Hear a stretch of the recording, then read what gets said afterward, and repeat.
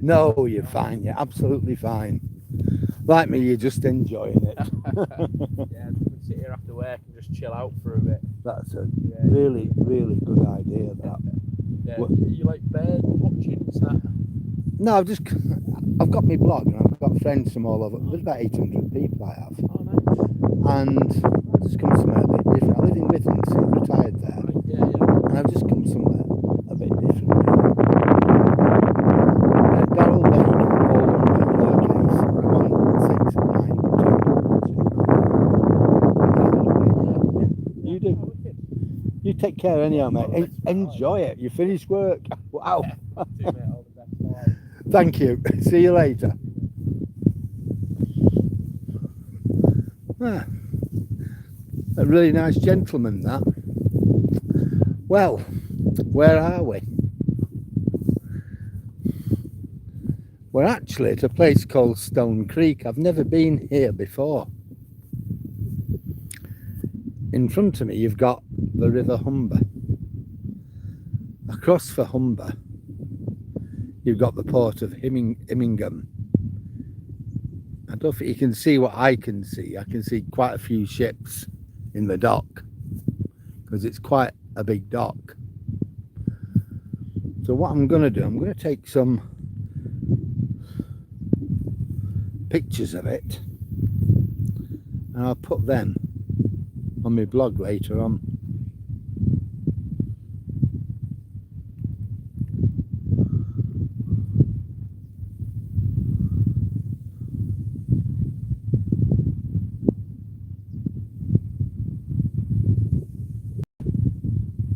I am going to struggle to do this.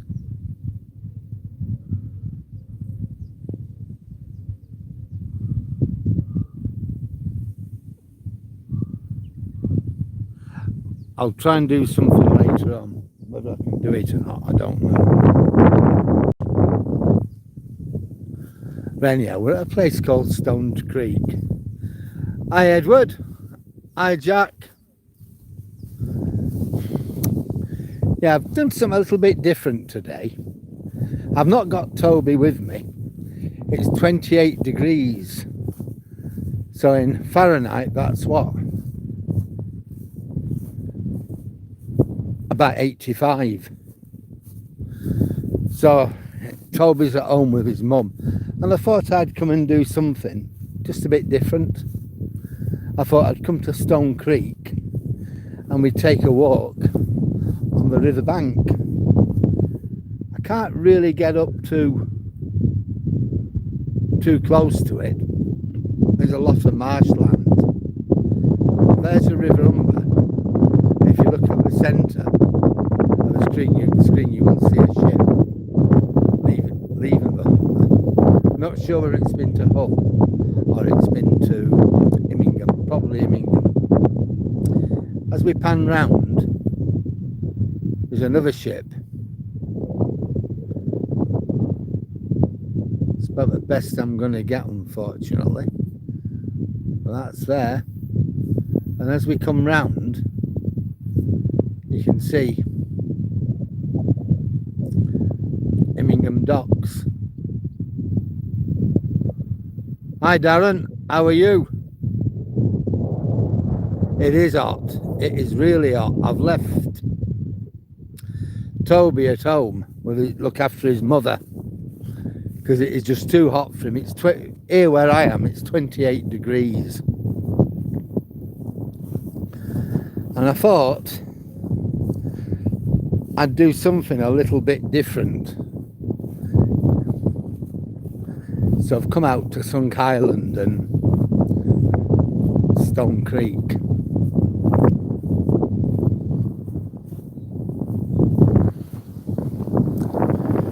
So it's just something different.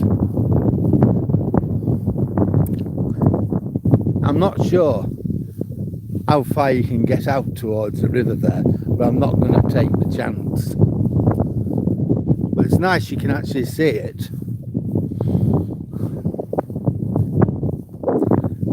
One of the drains, look.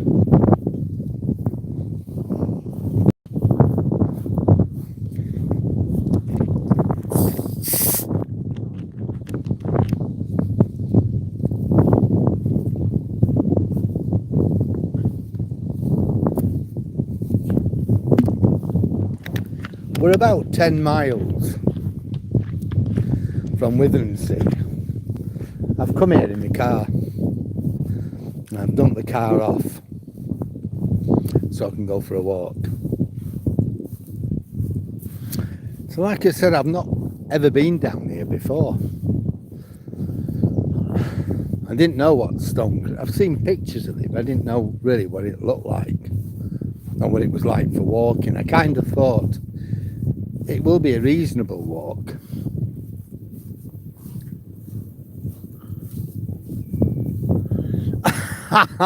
Sounds a good idea. That does sound like a plan. Well, you enjoy that, Dave. I've got a bottle of 7 up here. You know, actually, it's not as warm here. It's still really warm, mind you, but it's not as warm as it was in Withensea. In Withensea, there was no way I was taking Toby out. We'd have managed with this. I think that's a grain hopper over there in the distance. Just there, that big building. And this way as well, Darren. Yeah, it's quite good, this. The only thing is I don't really know my way back to the car, so unfortunately on a day like this I would like to do a circular tour, but I don't think I'm going to be able to do that. So we are going to have to walk and come back the way we've walked. But, well, it is what it is, isn't it? Diet, basically. Calorie free. Zero sugar.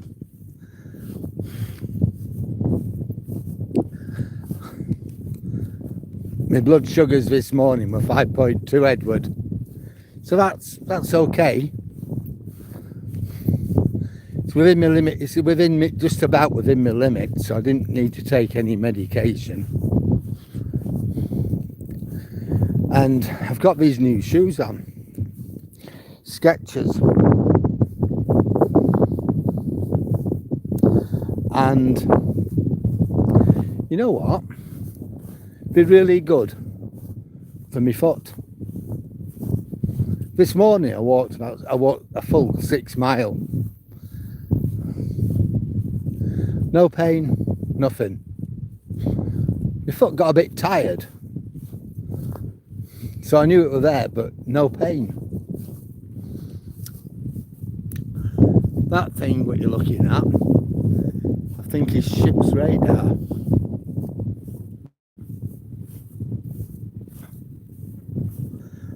There to help guide the ships on the Humber.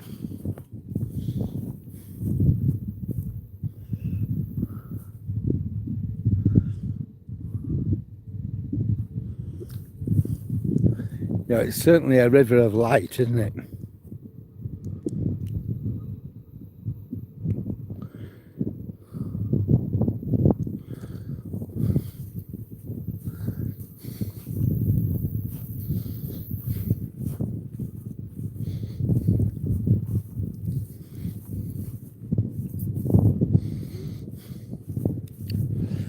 Yeah, so I'm glad I found this place, because I kind of knew it existed. I've seen it, but I've never been here. And I thought, I want to go and see what's at Stone Creek.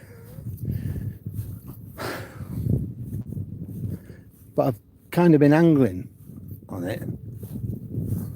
Now, today I thought, right, I'm not taking Tobes. He's staying at home with his mum. It's as good a day as any.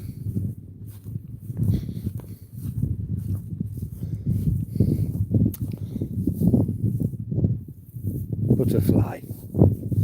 I don't know if anybody's noticed it or not. I certainly have. There seems to be a lot of butterflies lately.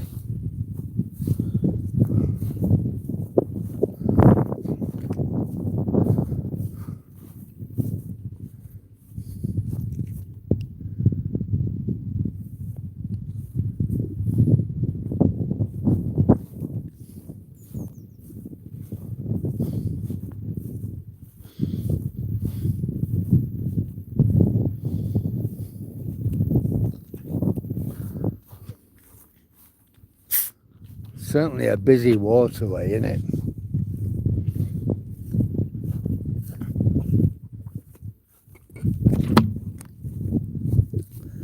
Further down, on the other side of a river, what you can see there, I think that is Killingholme.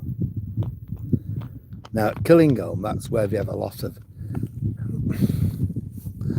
refineries and things like that,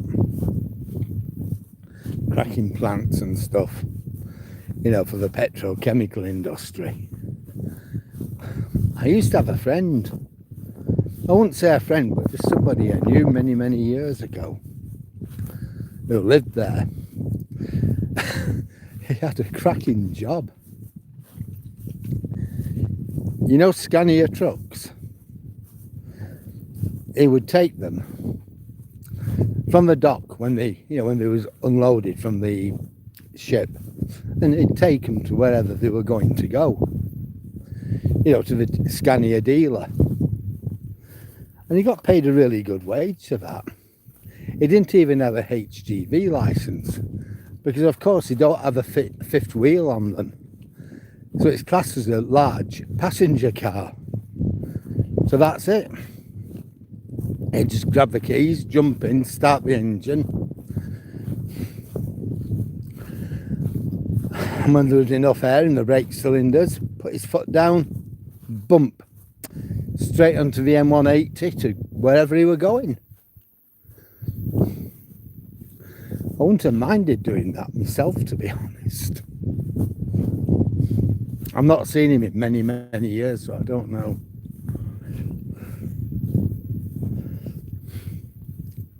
Whether he still does it. I mean, I've seen these like truck transporters on the M62, you know, with daft trucks on board. You can fit 3 or 4 on them. So I don't know whether he's still doing it or not.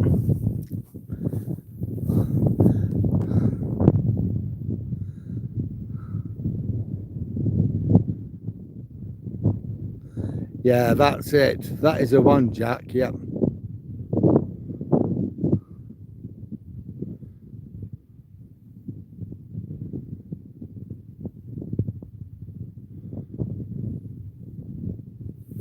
That's a fair whack, isn't it, from Blackpool to Crewe, Darren?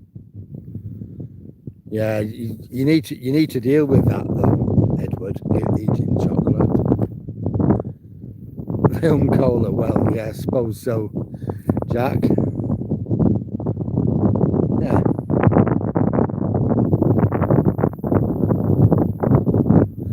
It's absolutely fantastic. It really is. I kind of sort of knew we'd be on the King Charles III coastal path. I knew enough to know that, if that makes any sense, but I didn't know exactly what I would see or what I would find. I knew I'd be more or less opposite Immingham Docks.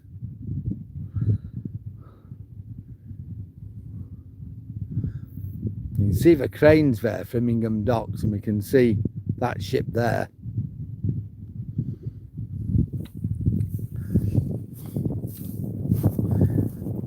You know, that is the River Humber we're looking at.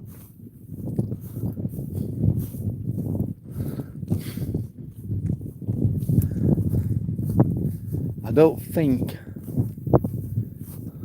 they've cut the wheat here yet. I don't think they've combine harvested it yet, looking at it.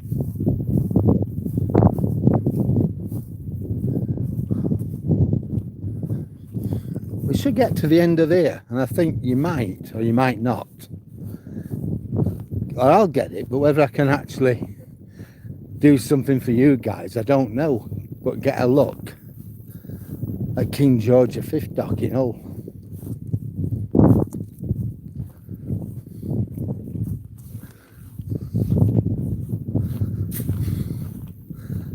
Yeah, these shoes have worked a treat.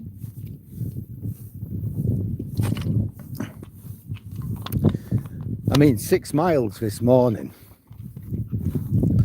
I can't really fault that, can I?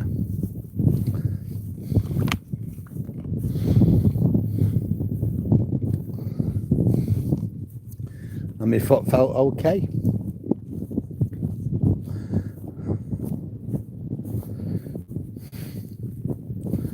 I didn't even put the old Duchess's massage gun on it.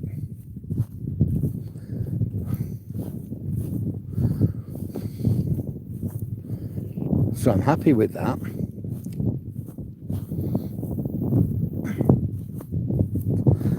So for today, I'm hoping to get a total of 12 miles.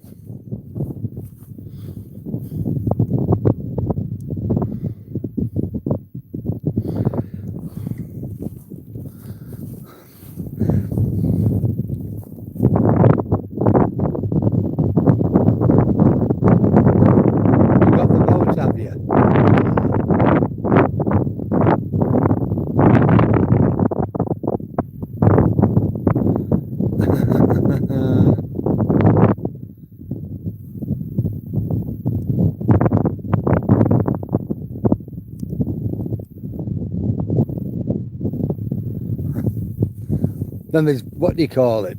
Oh God, Black Lace. That was another one what used to do sort of funny songs, weren't they? They're from Bradford.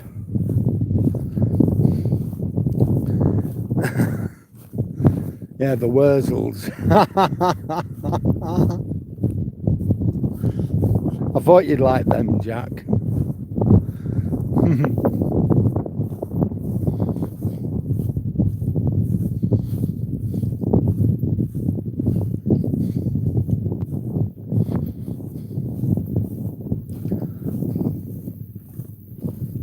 I bet it's well walked, this path.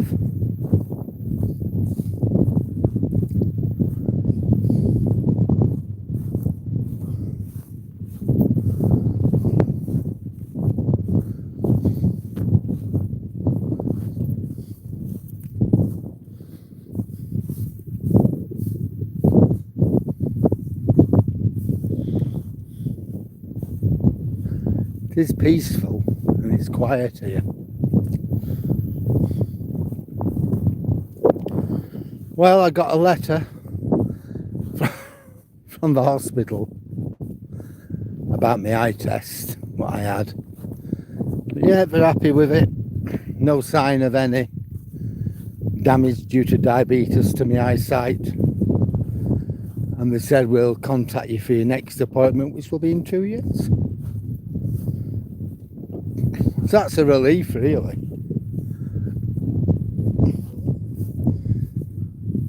Obviously, people have been down there, but I'm not going down.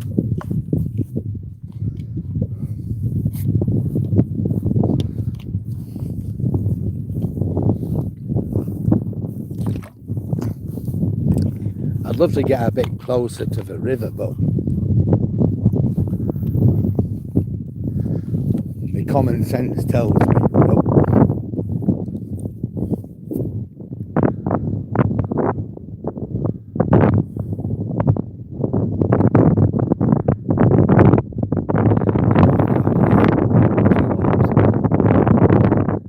Hello Lynn, how are you?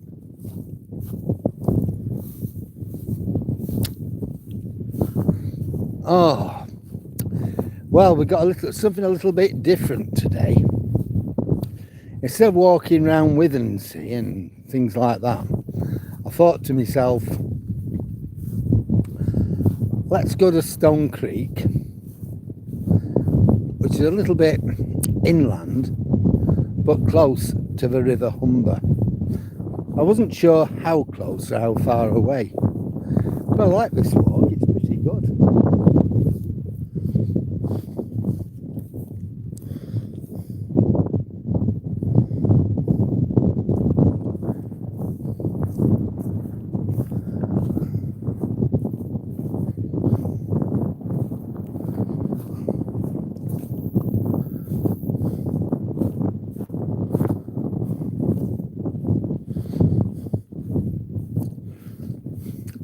poor Toby's at home, Lynn. I've had to leave him at home. It's just too warm, 28 degrees.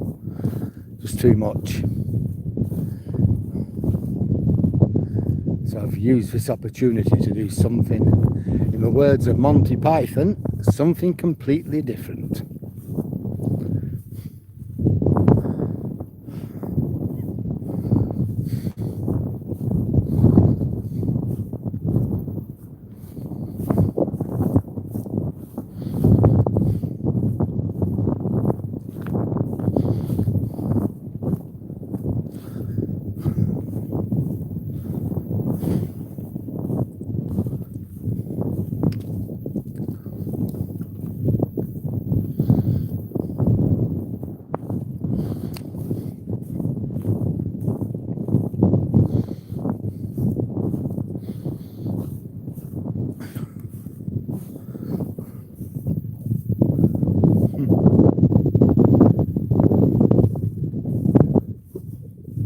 Fields waiting to be done, combine harvested.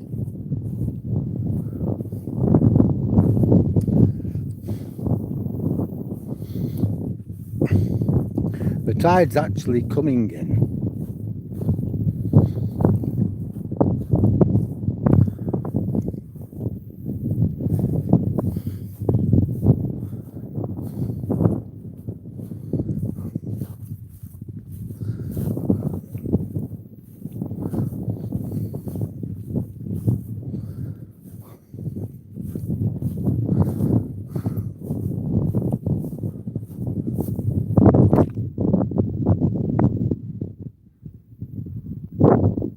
Hello, Kadams.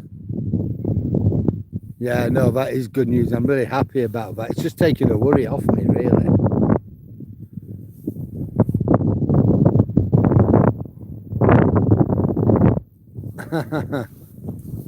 Yeah, I remember you, Kadams. That's good to have you back.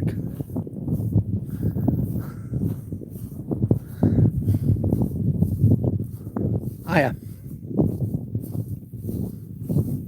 Yeah, I remember you. We were talking the other day, weren't we?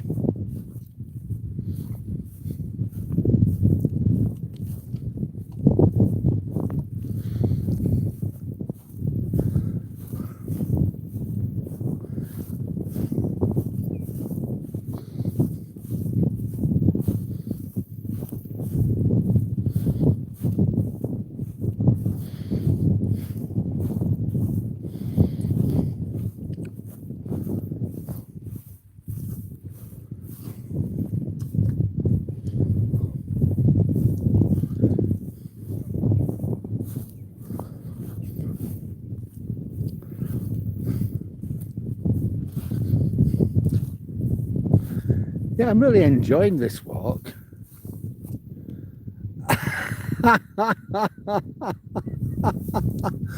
I certainly would. I think it'd be pretty safe so far. Now here's the thing. I don't know how far so far is.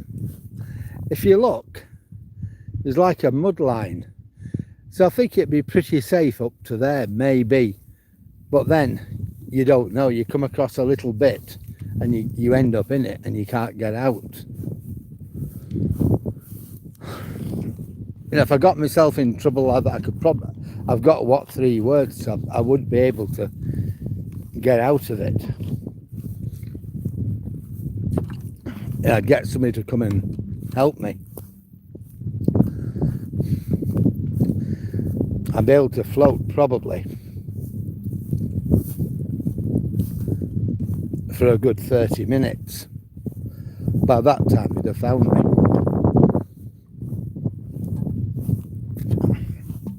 Well, I would hope, but you don't know.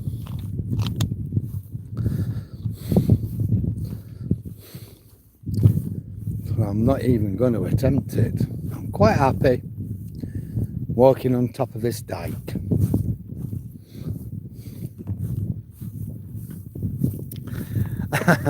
Where in the world is this?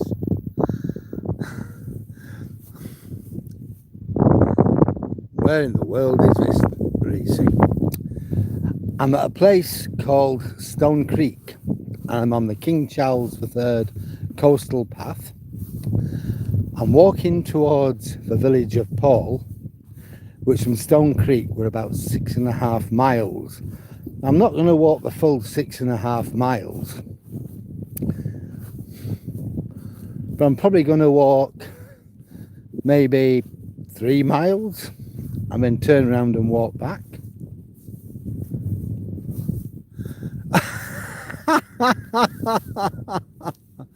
Probably, Dave, probably.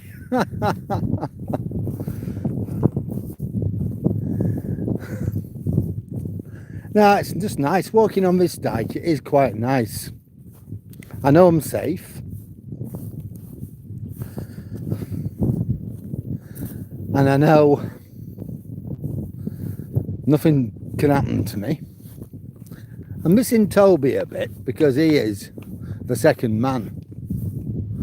But to take him out in this at 28 degrees, that is not a good thing, is it? I wouldn't really be willing to take that chance. Might be all right, who can say? But what happens if he's not? So poor Tobes has to stay at home with his mother. I don't know what all this is down in these concrete stanchions, but I do know during the war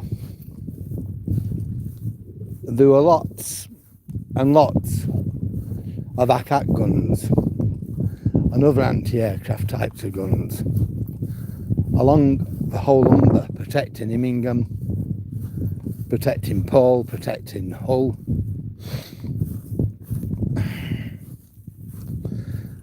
And the Luftwaffe had come in. You know, even at night time, you'd see the Humber. It'd be silver in the moonlight, and we just simply use that as a guide, and bomb either side of it. So it wouldn't surprise me. I do know at Sunk Island, and we'll go there one day, there was a huge artillery station there, you know, anti-aircraft guns and everything else. It were abandoned, but all the buildings are still there. And that isn't really all that far from Sunk Island. I just don't know whereabouts it is.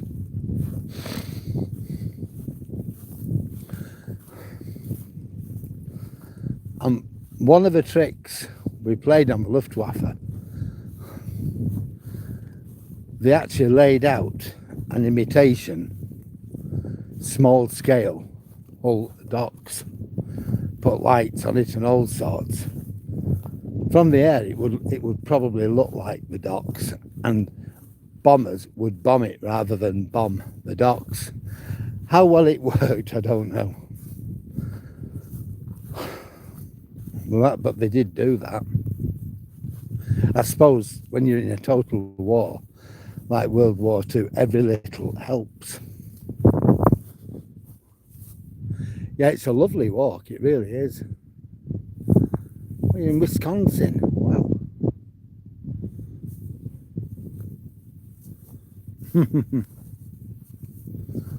I used to have a moustache going back, and I got rid of it up to about, I don't know, 91, 92. I think when I started my degree I shaved it off, but I used to have one.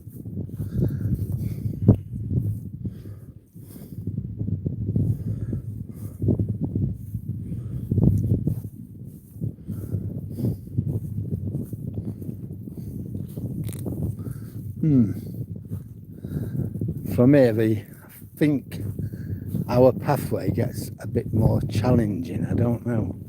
Probably not.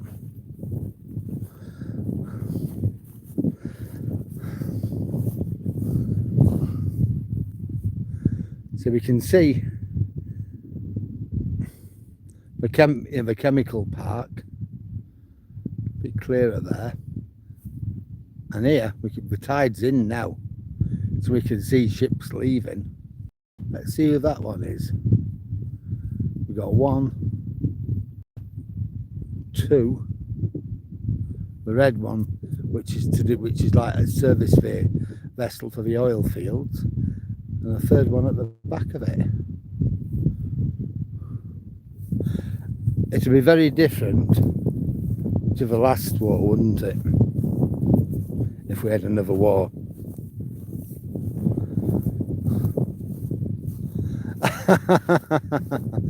Well, no.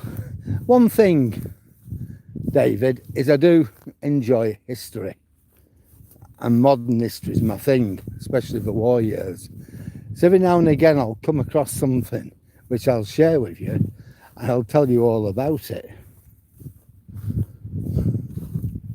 I mean, when I go up to Holland Beach, there's a lot of old pillboxes. So we'll talk about them.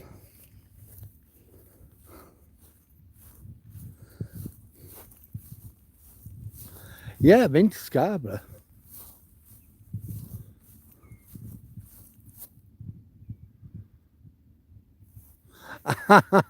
Yeah, I know. I will think about it.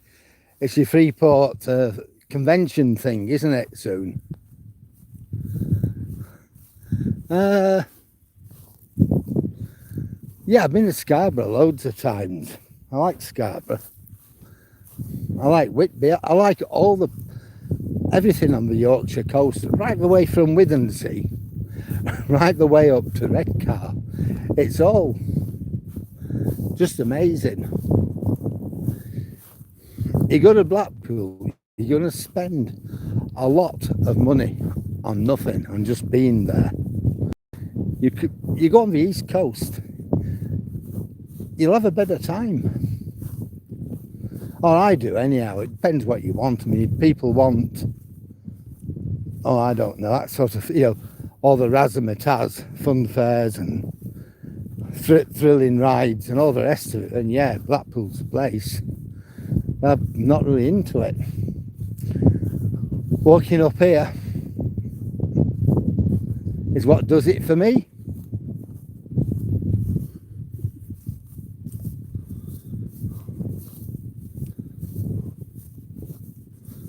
Yeah.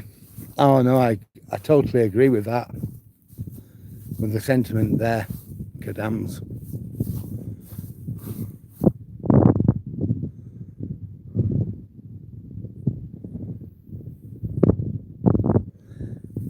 Hull's kind of, we're doing a lot with Hull. Hello Rhonda, how are you? We're doing a lot with Hull. When's the last time you went there?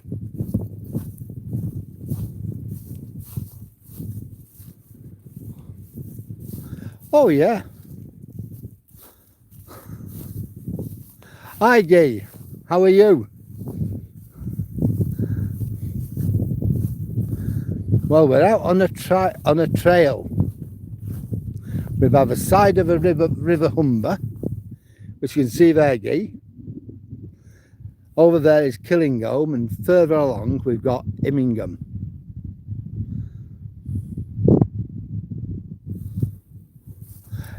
You get the druggies everywhere, though, don't you really, Reese?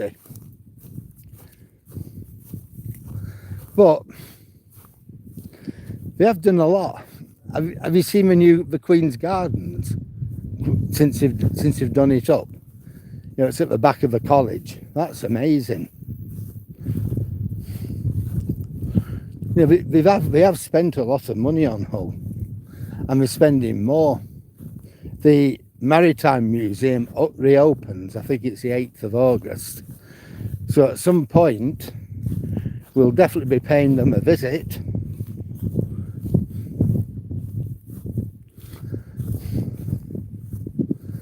No, actually I like Hull, and they've got some nice parks in the city, in the city as well. You said there's more seedy areas, which I tend to keep out of.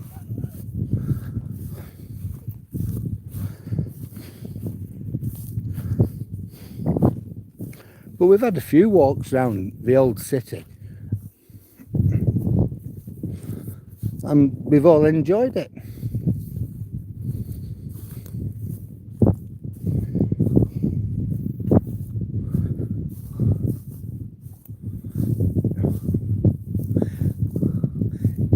I love York, but the problem with York is getting in and getting out.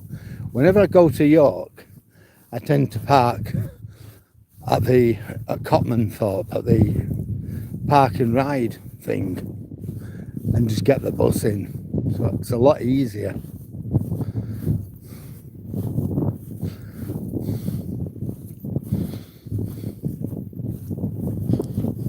Oops.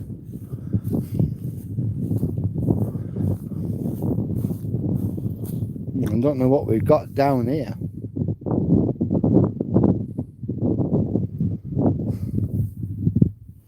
Lots of kind of junk that's been left.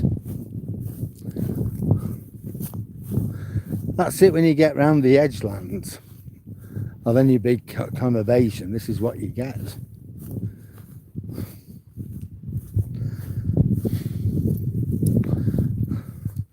Now they've reopened the Dry Pool Bridge. That's another thing we'll do. We'll have a walk round Hull. We'll go over it.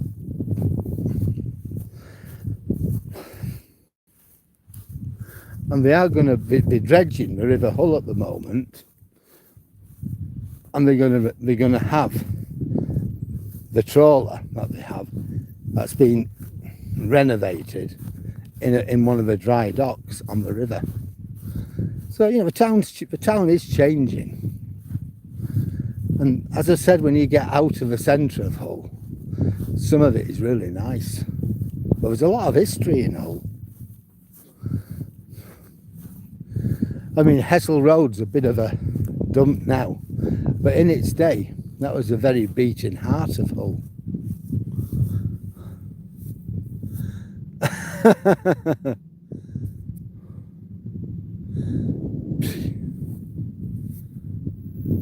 Yeah. Hello, Dictor Tom Bap. Hiya. Well, yeah. I don't know about bring back the workhouses. I'll tell you what I would do. I'd bring back the old spike, what George Orwell wrote about. They weren't very nice places. I can remember when I left home at 16 and I had nowhere to go, and I ended up going to the spike. It was in Soho in London. My mum lived in London. So I went, they let me in. I had to sign these forms and stuff like that. So they let me, told me I was 18, and they let me in. Told me to go upstairs. And you know, it was just like a big warehouse for the homeless. All these blokes, alkies, druggies, oh God, you name it, they were there. And it stunk. It stunk to high heaven. And I thought after half an hour, I'm not staying here, I don't care. I don't care if I'm walking around all night, but I'm not staying here. I was scared of touching anything. I was scared that someone was going to they wouldn't take my coat off. I just thought they're going to nick what bit of money I've got. Anyway, I went downstairs and I said to the guy in reception, can I go? It's not till tomorrow morning, the door is locked. I said, what, you're not letting me out? Nope. I said, I'll tell you this much, if you don't let me out, I'm going to make such a racket, I will wake everybody up and you will have to throw me out. I said, I'll get the police. That's where you can do what you want. I just want to go. Why don't you just open the door and let me go? In the end, he opened the door. I got out. I walked about 50 footsteps and I got pulled by the police. I thought, oh shite, we're going to send me home. So this is about past midnight. So the copper says, where are you going? What are you doing? So I told him, I said, look, So I've just had a blinding row with my mum and my stepfather. I just don't want to go home. I said, so I ended up in this place. Copper said, oh my God. I said, I'll probably go home tomorrow, but not at the, I just don't want to go home at the moment. So listen to me, the copper. He said, don't you know what to do? I said, I'll sort it out tomorrow, but not now. Yeah, he said, look, mate, he said, you know where Victoria train station is? I says, yeah. It's where they stable the trains there. Jump into an empty carriage, just make sure you're out before it sets off in the morning. Yes, I've not told you that. Right, so that's what I did. Now then, that place was horrendous. What we should do is bring them back, but also toughen up the vagrancy laws, bring back the vagrancy laws. So if you're out sleeping rough, you can be prosecuted. You can get it would be a criminal offence. And that's what we should do. It'd cure homelessness really quickly.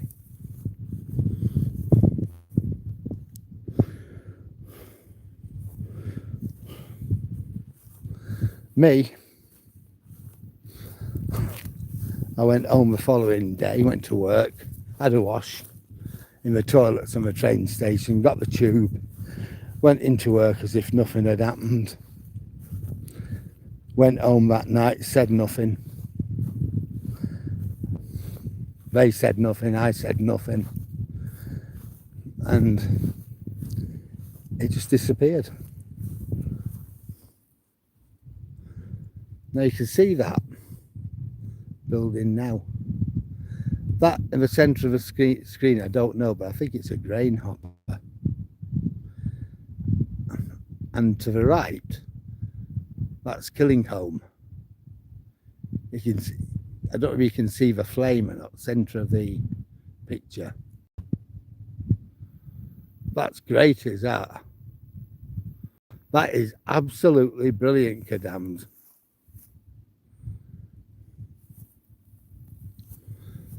That's the problem. How long were I homeless?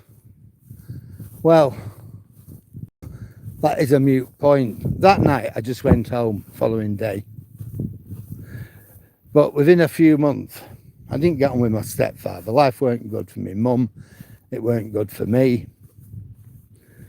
I just got the hell out.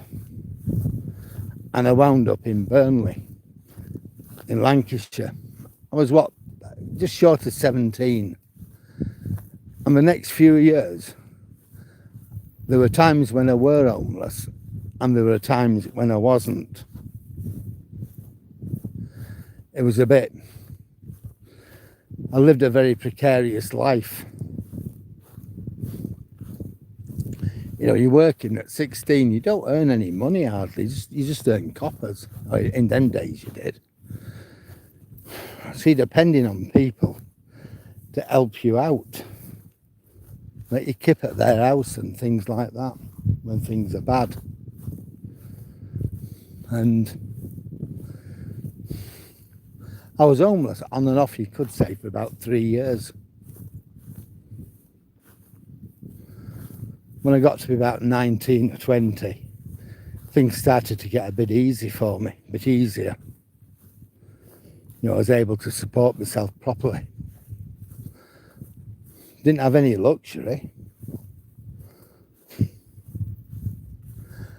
Like, even at 19, I was having to make decisions about buying a pair of shoes and what food I was going to eat, or whether or not I could afford the bus fare into work.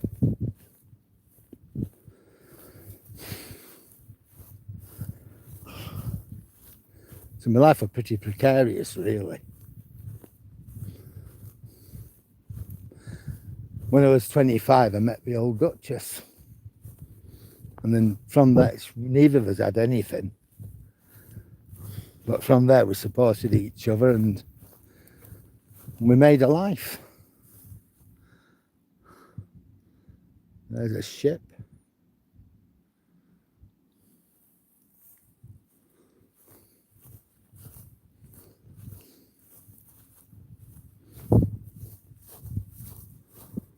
Hi Tim. What career did I have? In them days, just a labourer. Working in cotton mills, things like that. Eventually, I became a teacher. Took qualifications, took a degree part-time at university. And then I became a teacher. Did that when I retired. Me and the Duchess, we moved over here.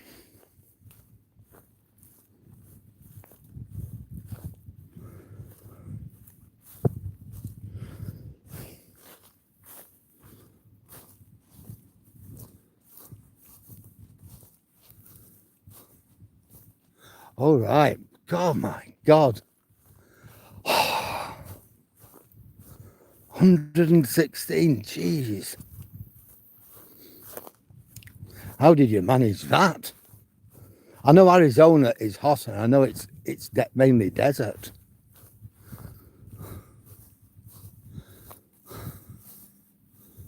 No, in the East End. I live with my mum in the East End. I didn't get on at home with my stepfather, or at that time with my mum even. And I left. Eventually, I just left my mum's house, and I wound up in Burnley in Lancashire, and that's where I worked in cotton mills. I was just before I was 17. Still 16, but a couple of months later I'd be 17.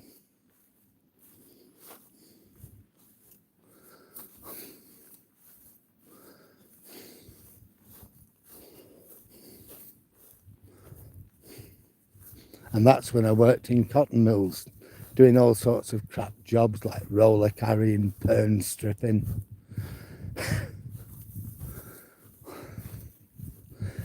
Then I graduated from that into a paper mill.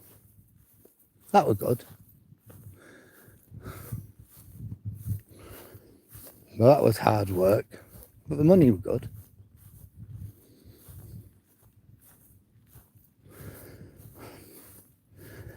Then I took a government course as a HGV fitter.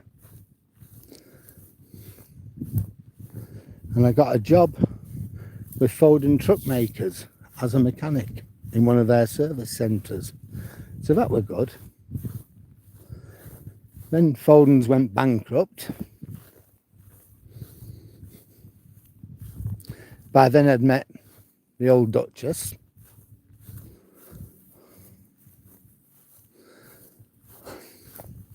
And life went on from there.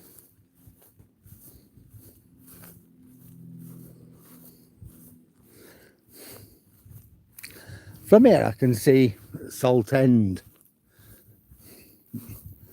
the cooling towers. You won't be able to see them. Well, they are in the distance. Look how far we've come.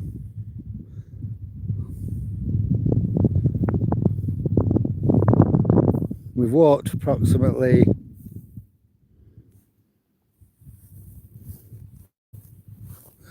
2 miles.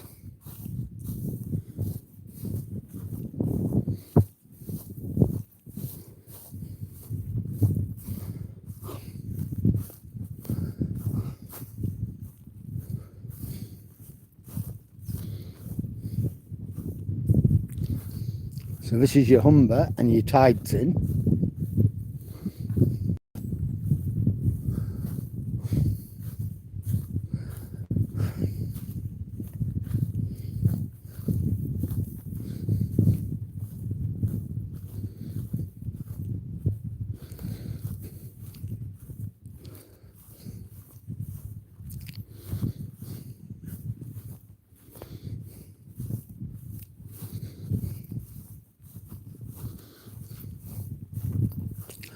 So I've walked over 8 miles today, and my foot seems to be okay in these new shoes, so I'm really happy with that.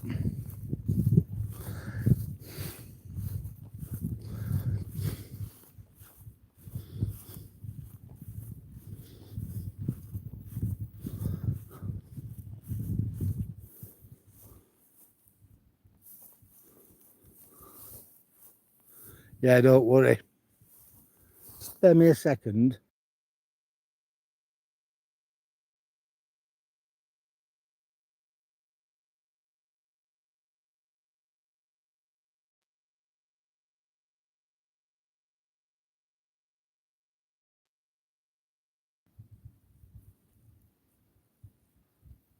It's an amazing view, isn't it? 21 now, that's not so bad, 21 in Brid. It was 28 in Withensea about an hour ago. 36, God. Oh, to be honest with you, I've been known. Sketchers, Timmy, I'll show you in a bit. 20, if it had been 21 in width, I'd have brought Toby with me.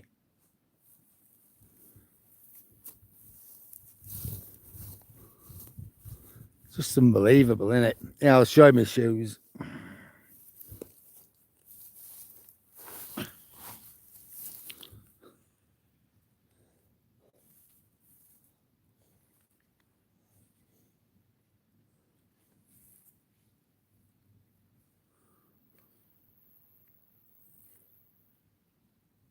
There we are.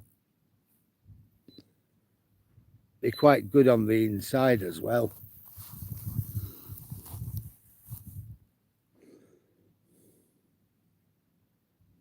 Arch fit, and that's a good thing about them. So they're supporting, they are supporting my foot, the arch of my foot, which is good. Just fasten my shoelaces up.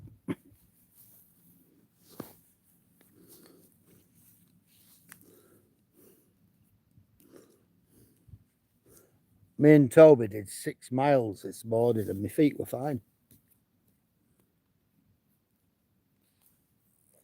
So they cost me 70 quid.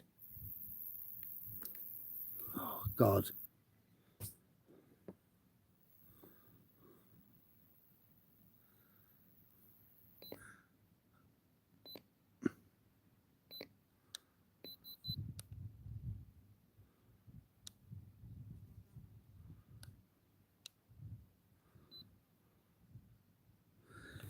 Yeah, this is the problem with people, isn't it, with dogs?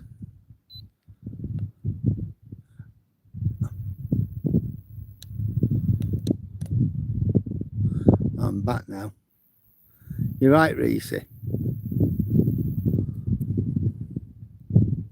Yeah. Yeah, no, they are. They are nice.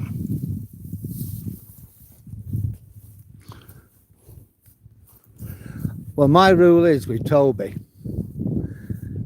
anything over 22, we don't go out. He don't go out.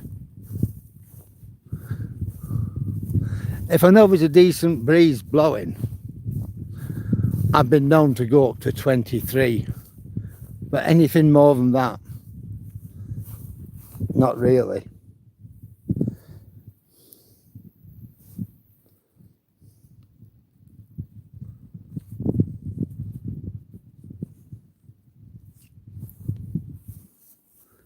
Well, it's interesting, that ship. Let's get a bit further and we'll have another look at one of the ships in one of the wharfs.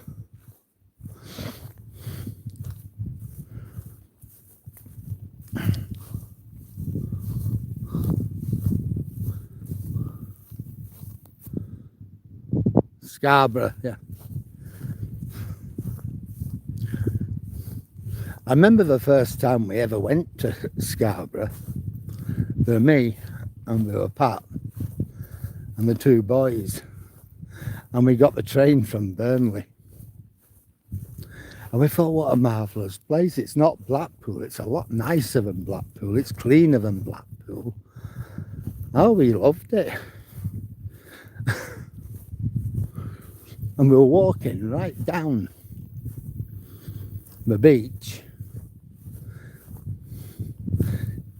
right along the prom, right to the north part of it, where Pete's own park is, right the way back to the Lido.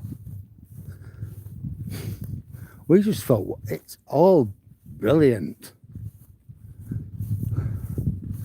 I've always loved Scarborough since that day, and that would have been, I don't know, 1995 maybe.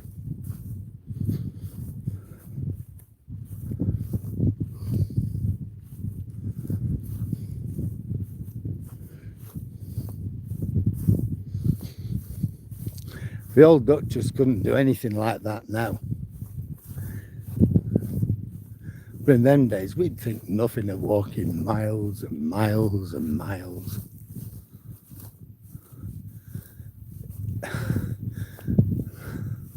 Yeah, it's probably gone a bit. When I came out at 4 o'clock, it was 28. And I just thought there's just no way can we even think of it for Toby. It's a bit cooler here. Let's see what the temperature is here. Oh, it feels cooler. Let's say that. Let's say that.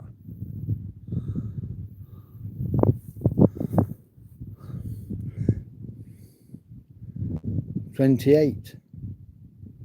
That's what we are at the moment. But it doesn't feel 28.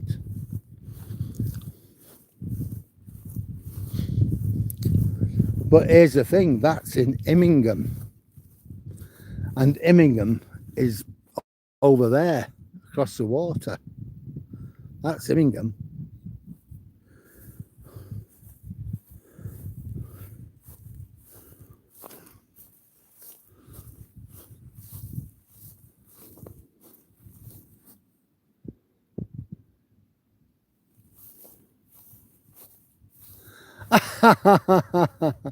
No, but we thought about it. I think the old Duchess expected to see the fair in Scarborough, if I remember rightly.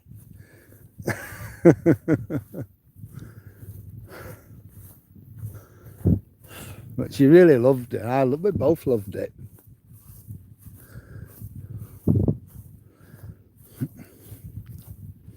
We thought, oh, if we could only afford, you know, at the time I was finishing my degree, oh, if we could only afford to get a house in Scarborough. Seriously now though, I wouldn't want to live in Scarborough. I like Scarborough, but it'd be hell for the Duchess. You know, with the mobility problems.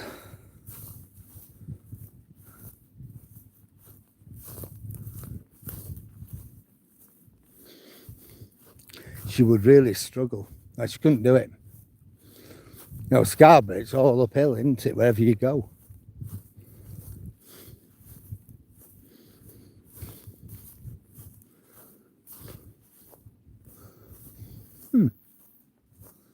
So I don't know what... Obviously, we got the farmer's gate here.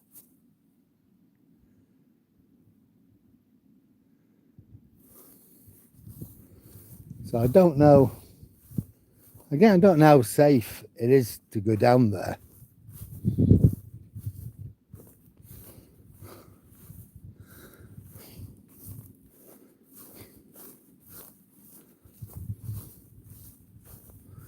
I'm not going to try it. But the feeling I've got, it would be pretty much okay. But then you put your foot in the wrong place.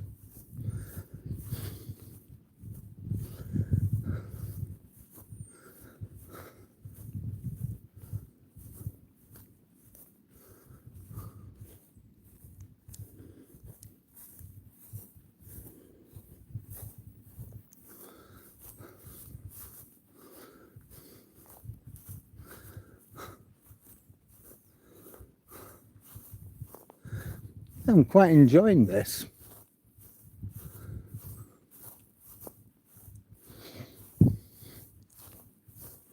When my foot gets better, it'd be a good walk to go from Paul over to Stone Creek and back to Paul. Be about 13 miles, which I can actually do.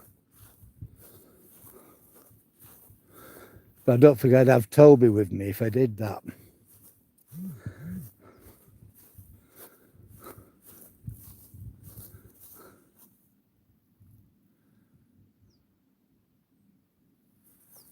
It does, doesn't it? Yeah, you're right there, Easy.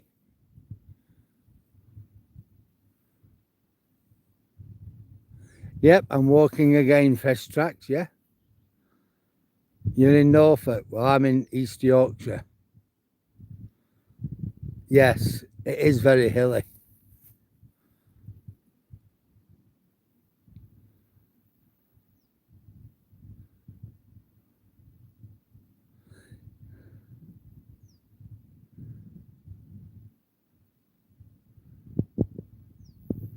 It is a good industry, a lot of industry there. It's in Immingham. Yeah, I still do love it whenever we still go up there now and then. Yeah, you're right there, it is early.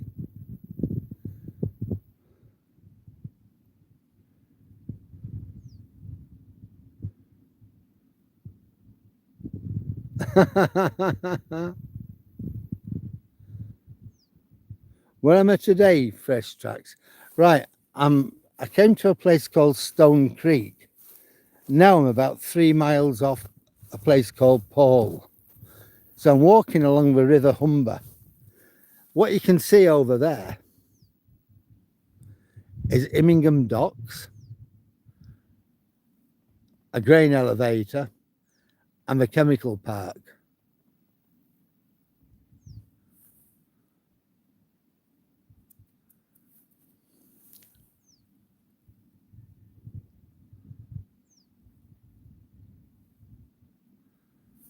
No, not Withensea. We're quite away from Withensea. I'm about 12, 13 miles from Withensea. Right. No,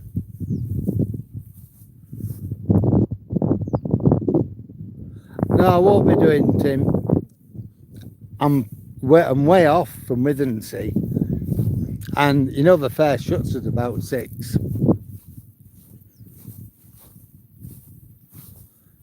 Yeah, I mean, they're harvesting the wheat now. We saw that last night. When we were walking, down past the, on what I call the cinder track in, the Long Meadows caravan park. And mostly, you can see over here, it's not only been combine harvested, but they've actually ploughed it. They may even have planted, we haven't planted stuff in it yet, I don't think, but we ploughed it. No, I've not walked 13 miles. I walked 6 miles this morning, and this afternoon I jumped in the car, drove to Stone Creek, and I've now, horsefly, I've walked just over 3 miles. So to go back to my car, I've about 3 miles to walk. I just wanted to come to Stone Creek, something different. I wasn't sure what we were going to see.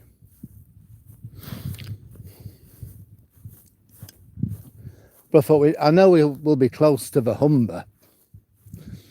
So I thought, tide's coming in, so we may very well see ships departing Hull and Immingham, wherever that they may be.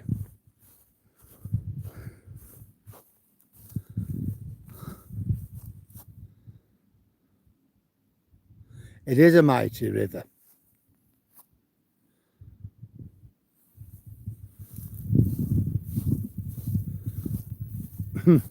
Blimey, 8 foot tall.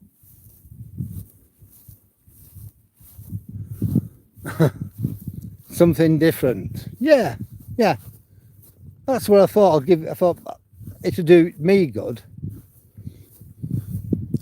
And I thought it'll do you guys good as well to see something completely different, you know, from what we normally do.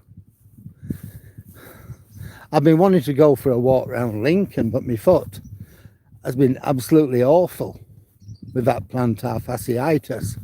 Now I know it's getting better.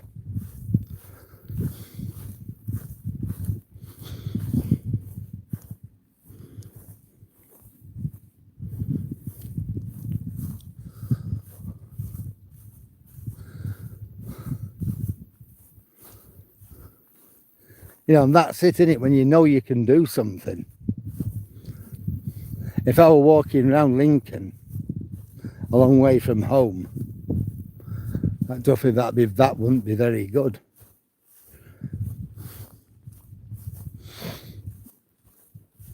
I mean, today I'll probably end up doing about 13, 14 mile, because when I go home, when it's a bit cooler, I've got Toby to take out.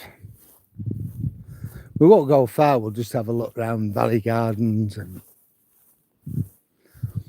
let him empty himself.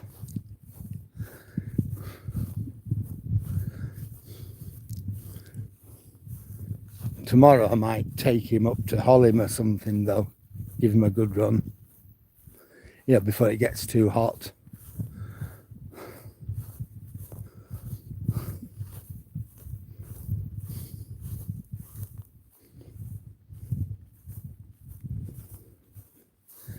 Now if you look down there, centre of the screen, that's Salt End, the chemical park.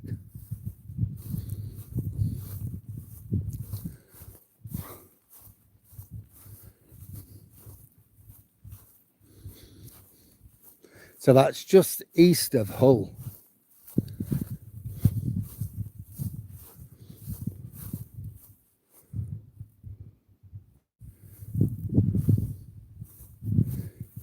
I don't think you'll be able to see it, but I'll try. Look at the centre of the screen. That is the Humber Bridge. Like an upright to your left and one to your right. That is the Humber Bridge.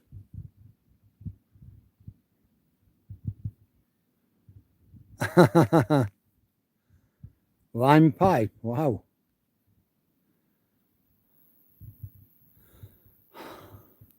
Every place, you know, Rhonda, it has its good and its bad, you know, points. I'm going to try and capture the Humber Bridge.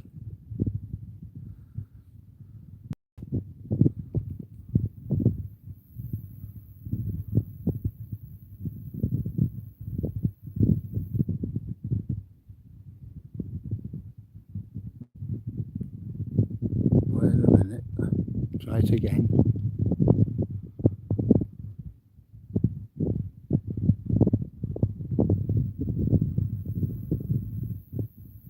Oh, hell.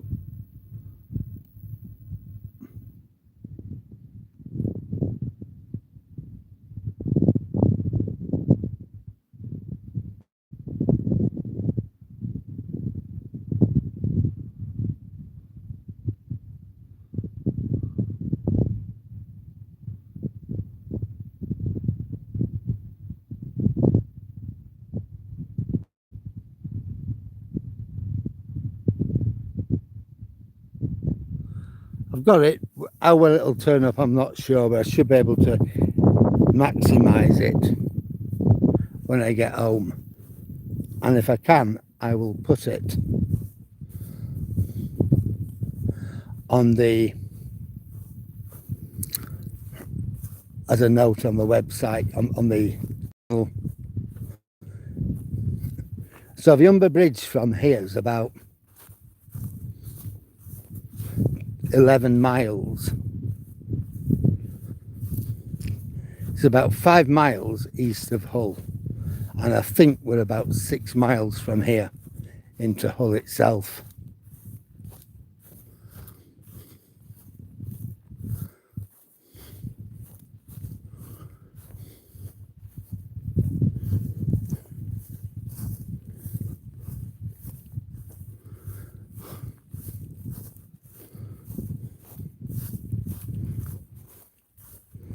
Yeah, it's really good walking on here. Oh, there's been some drunken kid, I think. Look.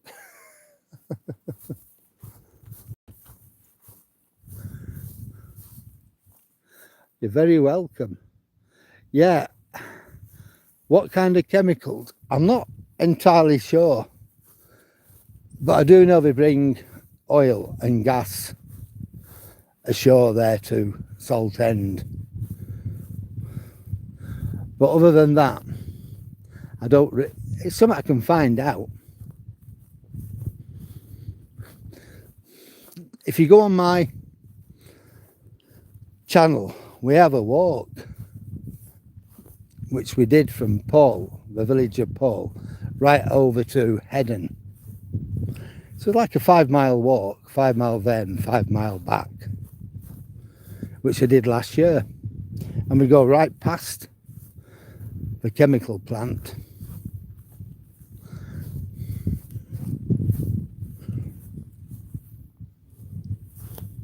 But I don't know quite what chemicals they have.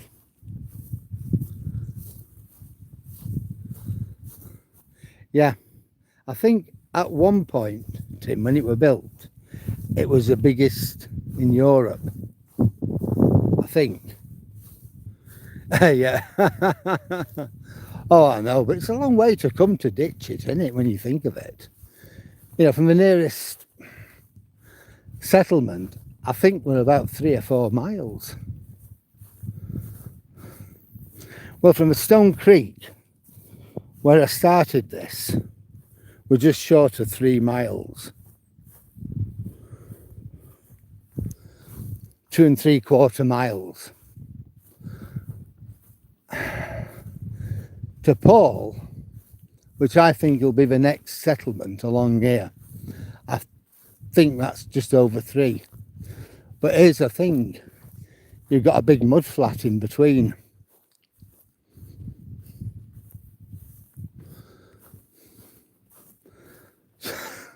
So where the nearest houses are, I don't know.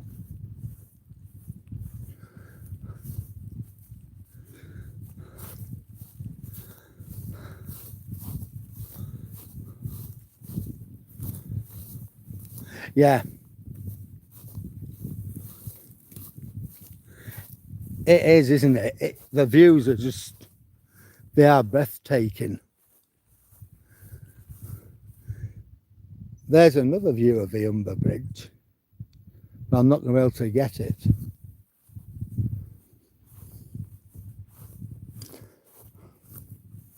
That's what I've got. What I'll try and do with it, I'll try and magnify it.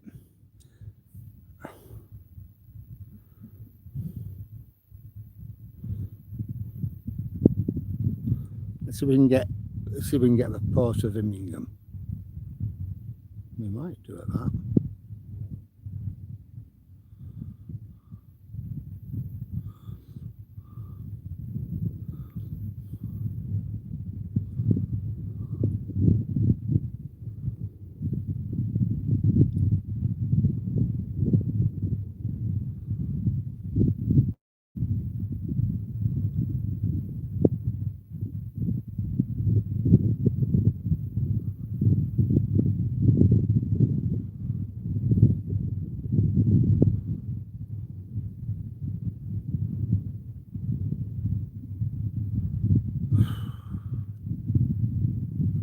Let's try again.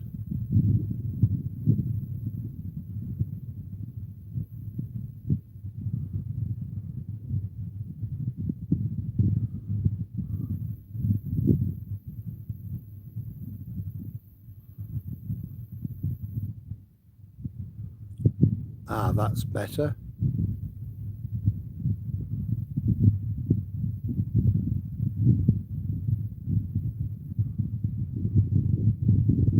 Yes, I've got a couple of pictures of it, of what we can see of Immingham. So that's good. It is, isn't it? It's all just amazing, really.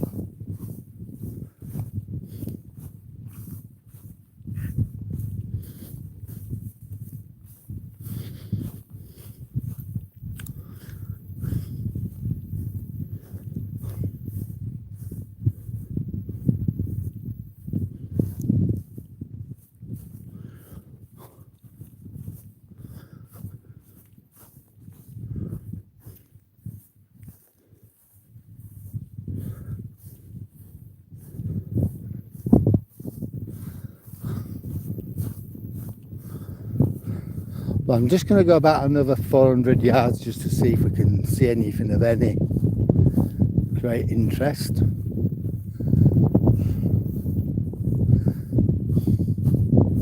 And that'll guide me in my decision what we're going to do next. We might carry on, we might not.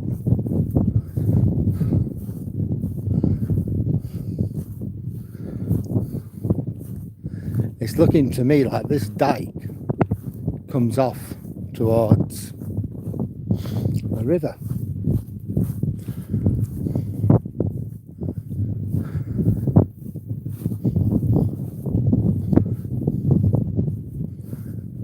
And I think if that's the case, it probably takes you out, or would take us out on this side of the mudflats.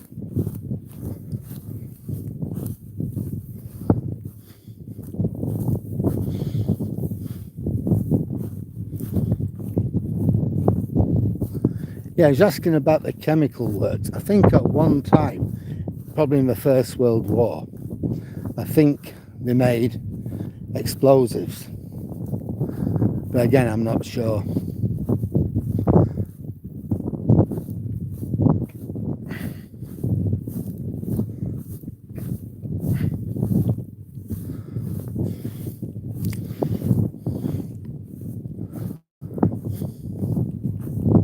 But both the Tees and the Humber, you know, they both, you know, chemicals have played a massive part in their development.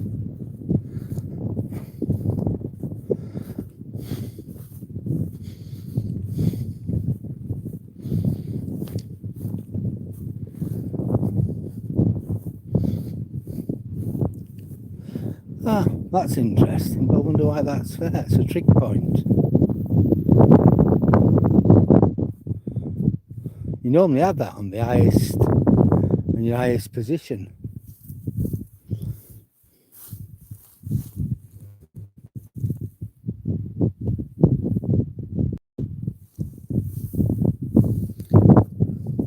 You know, so you can triangulate, navigate where you're going if you're walking.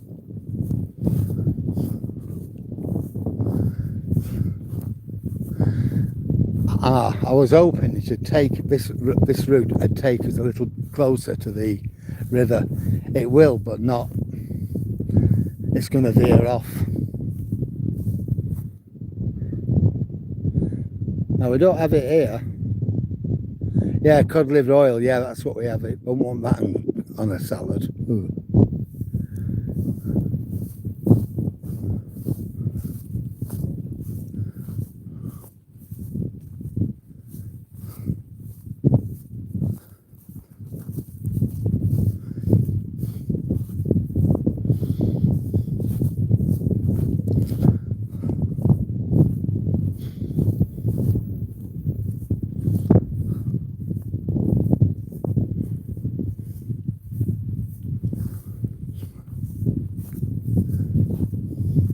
More, I don't know, more junk, I think. Or is it some sort of boat? I don't know.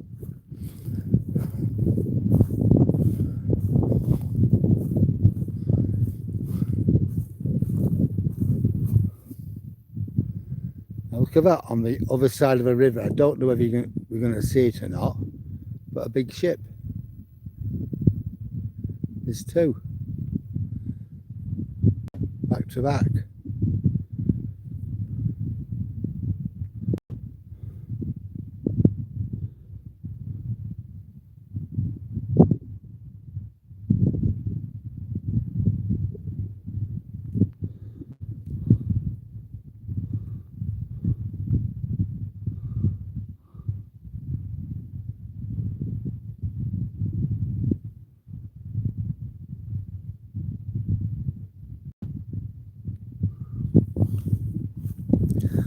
Well, I've got the two ships, so I'll put them on my thing later on.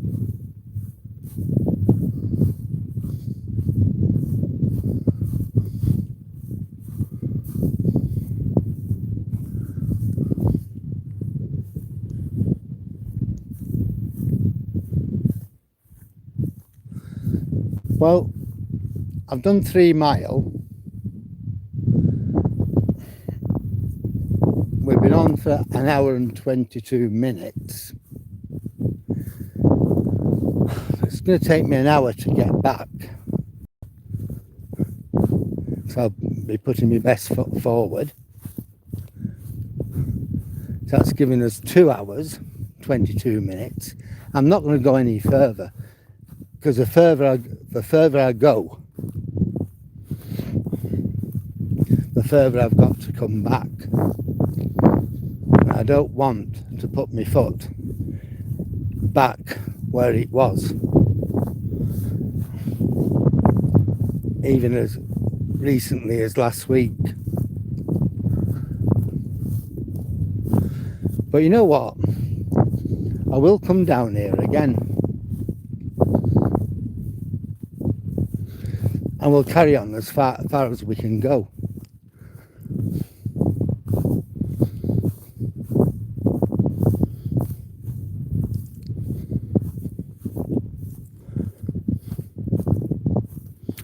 I'll have a look at the King Charles III map for King Charles III path, and I'll work out how far it is from Paul and how we get here. So that trig point will be what I'm going to use. Yeah. Oh hell. There's quite a lot. Yeah, there's quite a lot anchored just at the mouth of the Humber.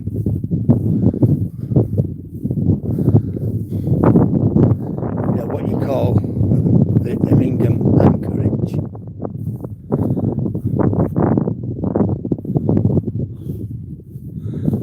I'll show you.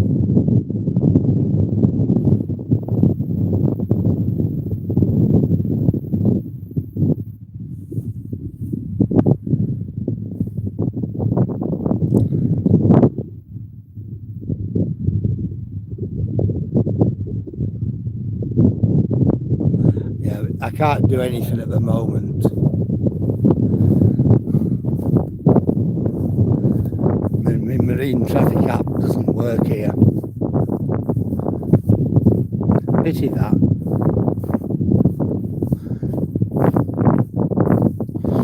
This morning when me and Toby were out, we saw the Coast Guard, not the helicopter but their fixed wing aircraft. He went right over us. We were going out into the sea. I followed it on one of my apps, and it was quite a way out in the North Sea circling, so I'm not sure what they were looking for.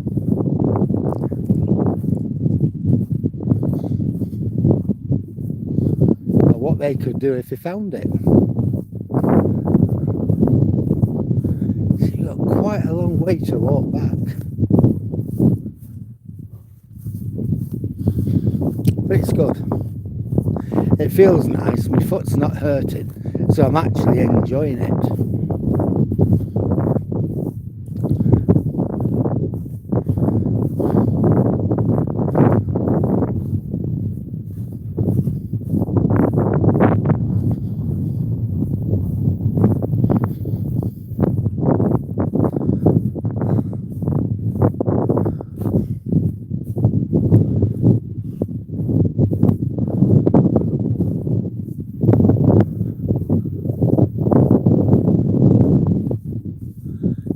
Yeah, basically, yeah. I think it's the Alderness drain that comes into it there. I'm not sure.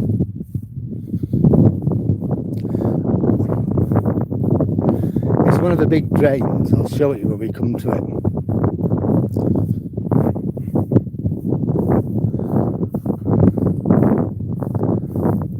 And it just sort of comes in, and it has its confluence with the Humber. So the Stone Creek is where it all, the village, well, you say it's a village, it's just a collection of houses and like a little harbour, tiny. When we come back to it, I'll show it, you'll be able to see it.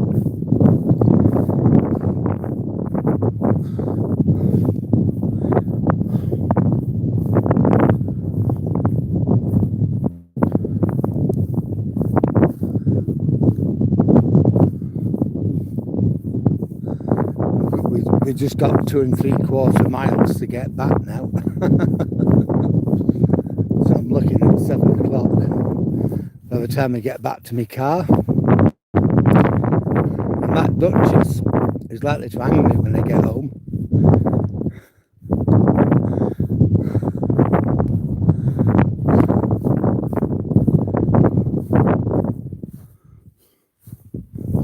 See if she's actually contacted me yet. Nope.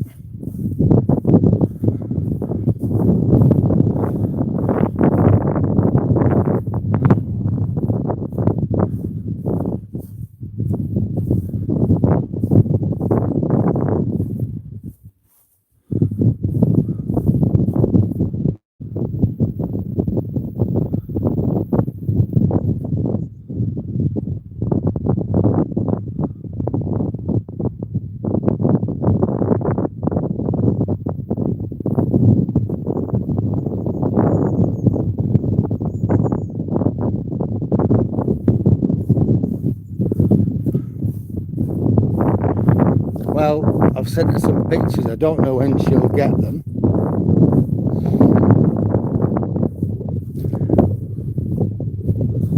I don't think it has a high street.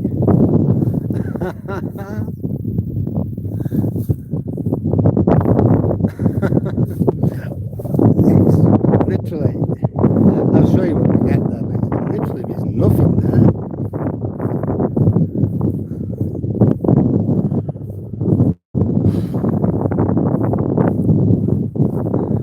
Can't send it to her yet because there's no internet coverage.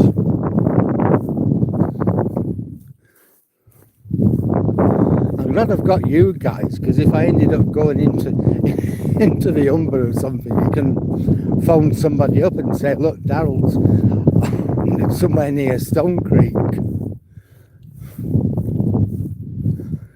and he's just fallen into the Humber. So I'm glad I've got you guys. It'd be no good telling the Duchess I've got no internet coverage there.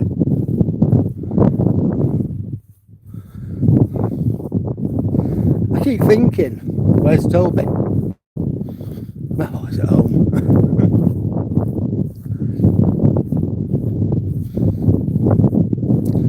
I'd have had him off his lead. I'd have had to have watched him a bit.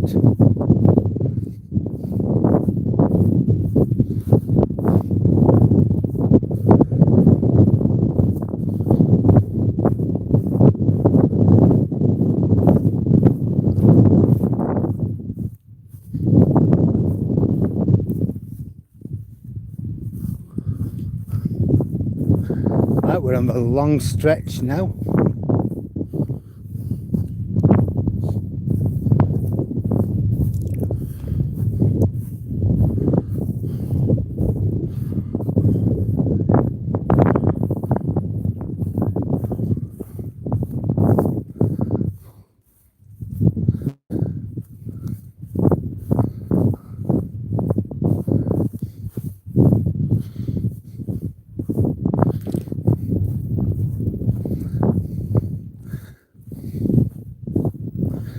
Today will probably be the first time I've broke 12 miles for a long, long time.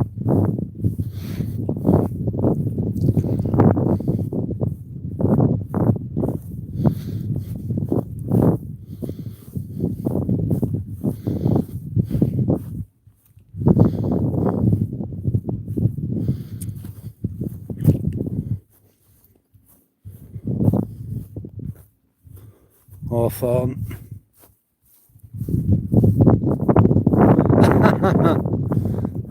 Well, they're in Hornsey, so they're about 35, 40 miles away.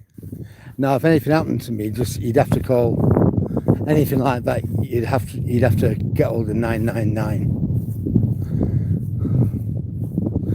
and tell them where you think I am. But seriously, I've got 3 words. So if anything did happen to me, as long as I was conscious, I'd keep a cool head, do my best to stay afloat, get the 3 words, and then I'd phone the police, ring 999 police. I'm stuck, I'm in mud, here's me 3 words. And then the police would be able to find me exactly where I am within 10 foot.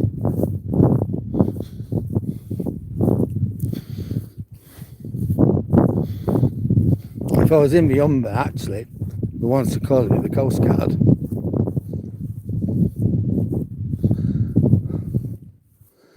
I think we got somebody coming down ahead of me. There you go, the dog.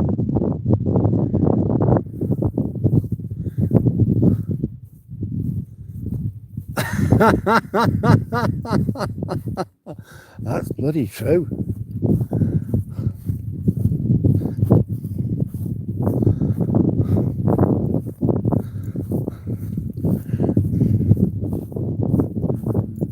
Did you hear that? The ship's horn.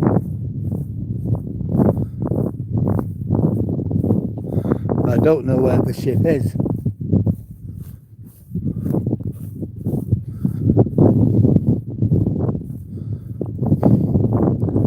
I know one blast of the horn is I'm turning starboard, which is to his right.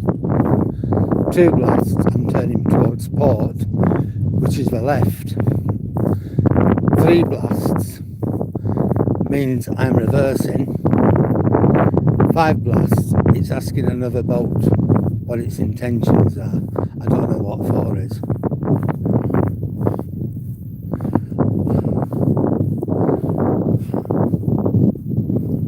Hello. It's a lovely walk on here, isn't it? A lovely walk.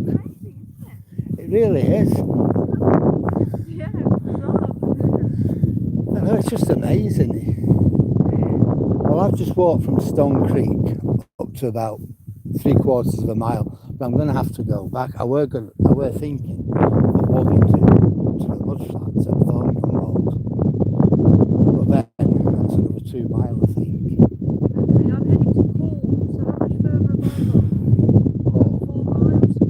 Yeah, but I'm not sure how you're going to do it, because between here and Paul, you've got the mudflats and you cannot get over them. So you're going to there'll be a way on the path where you'll have to go back onto the main road round. Yeah, that would suit me actually, because I've been cycling on this and it's really hard work. I should imagine Yeah, it is. so I just got off to walk for a bit because it's actually quicker as well. Yeah, I think, don't quote me, but I think, to be honest, to get from Stone Creek is 6 miles to go.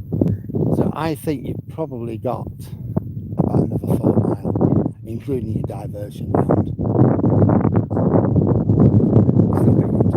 It's alright, you know, I'm out here and it's great, but I'm exhausted. I've had a big day. I've been down to Spurn and, you know. Oh God, what, you've cycled it down to Spur? Yeah, and all over as well, not just there. Yeah. You've had a day, haven't you?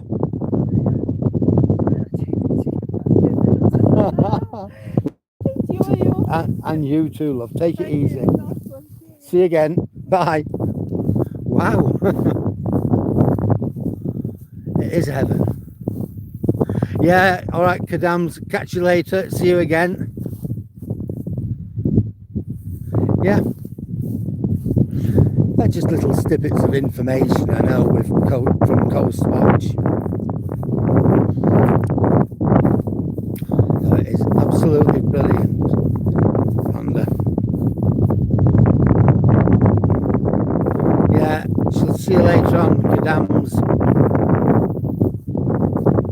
great having your company. And you know we're always here, so you'll always be able to come back to us whenever you want. That lady, she cycled to the Spurn, which is 20 odd, I'd say, along the coastal path from here. 20 miles.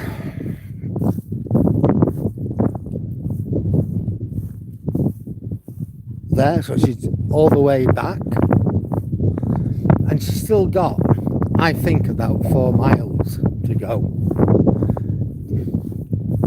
to get her into Paul, which is where she's going.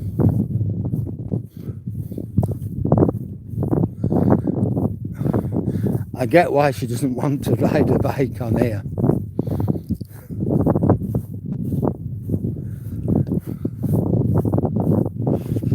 She's been to Sunk Island.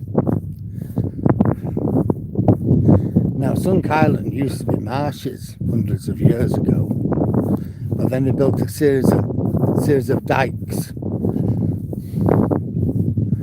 and reclaimed the land. We will be going there at some point with this ex-army or former army base, what they used to shoot down German aircraft in the war. You know, part of Hull's defences. Said to you before, the whole of Holderness, there was one big military garrison.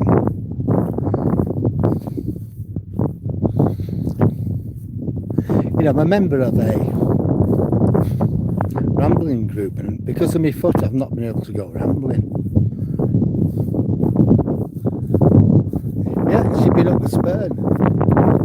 She's cycled 20, yeah, she's been there from Paul and she's come back again.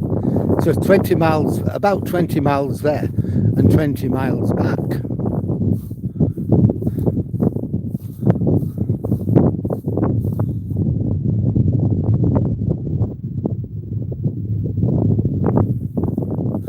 No, Sunk Island, its name comes from centuries ago when it was just a marsh. And then bit by bit, you know, they reclaimed the land by putting dikes like this up, and they reclaimed it. So now it's all farmland. But the big thing about it is, it is former Royal Artillery base, where they had the anti-aircraft guns in the war, you know, part of Hull's defence.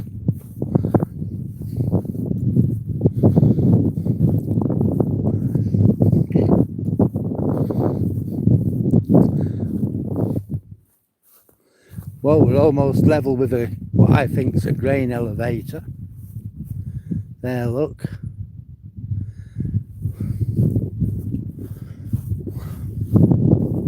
How far have we walked?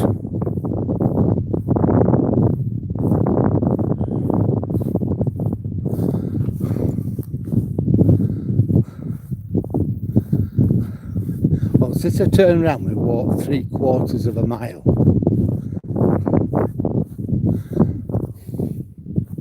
Or should I say 4/5 of a mile now. So we've still got a way to go.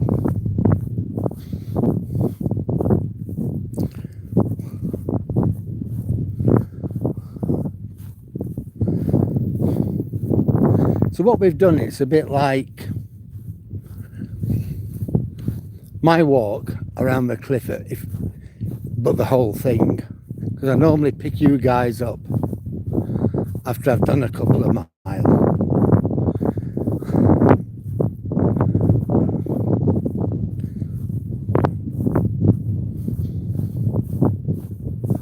I'll tell you, I'm going to be for the high jump when I get home. That Duchess, ooh. Yeah, basically, yeah. I think by the time she gets back to Paul, I think she'll have done 50 mile. Some of it on roads and some of it on pathways like this.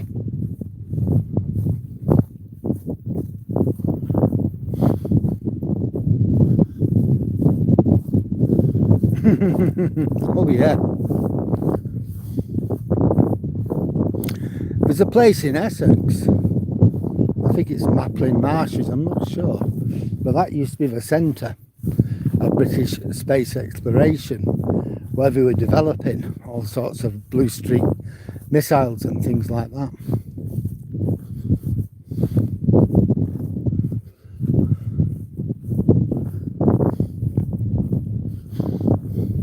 It was on the news last night. The government have written to Jodrell Bank. Now it's Europe's biggest radio telescope, and they've written to them to say we will not be funding you after 2028.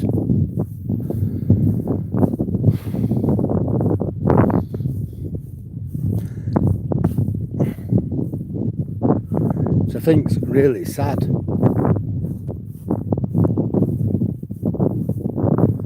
I'm hoping that they can actually, Jodrell Bank can convince the government that it is not such a good idea. See, there's a drain down there.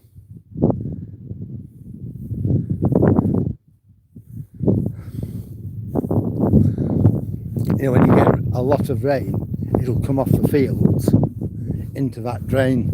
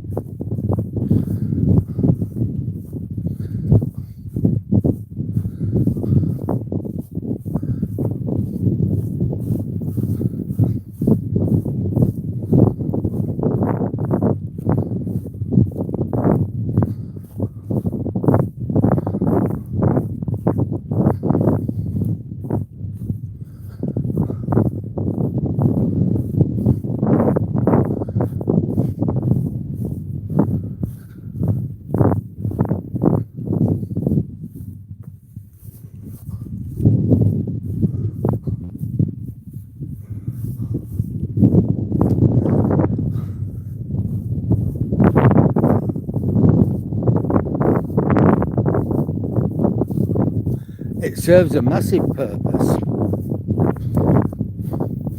You know, it was built, I think it was 1947 or 48, something like that. And it's took part, done a lot of research into other planets. It's tracked things in space. When the Russians launched Sputnik, it was Jodrell Bank who tracked it. It's part of that global setup, if you will, of radio telescopes. So it is important. Plus, it's trained, I don't know how many generations of astrophysicists and astronomists and people like that. You know, it's affiliated to Manchester University.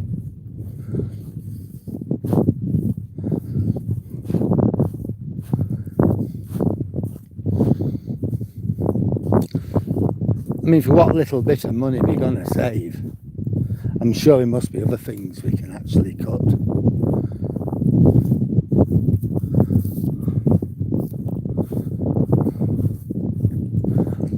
You know, where they get a bigger bang for the buck than that, Tim.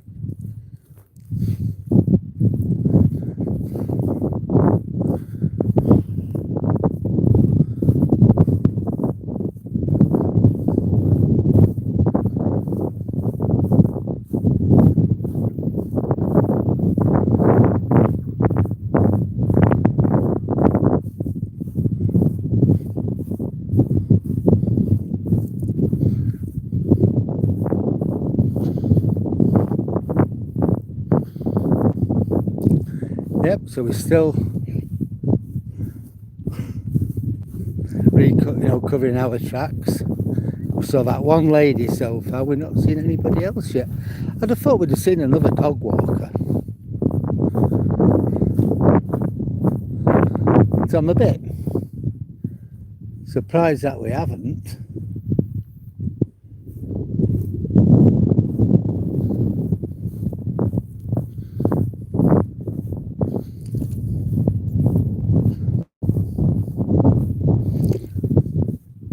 So there's your drain. Oh blimey, what's that down there? Not another one. Got wheels on it, whatever it is.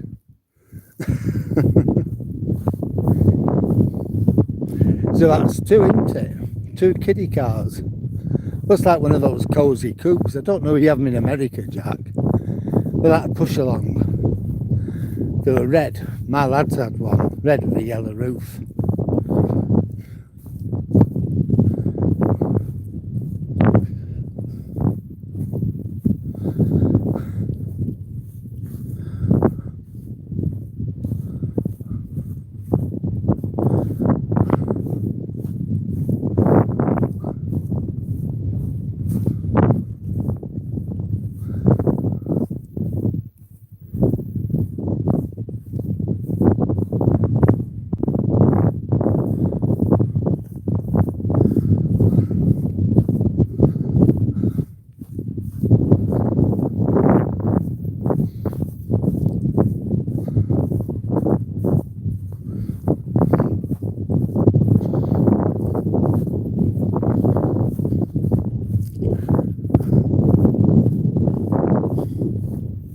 I'm really enjoying this walk tonight.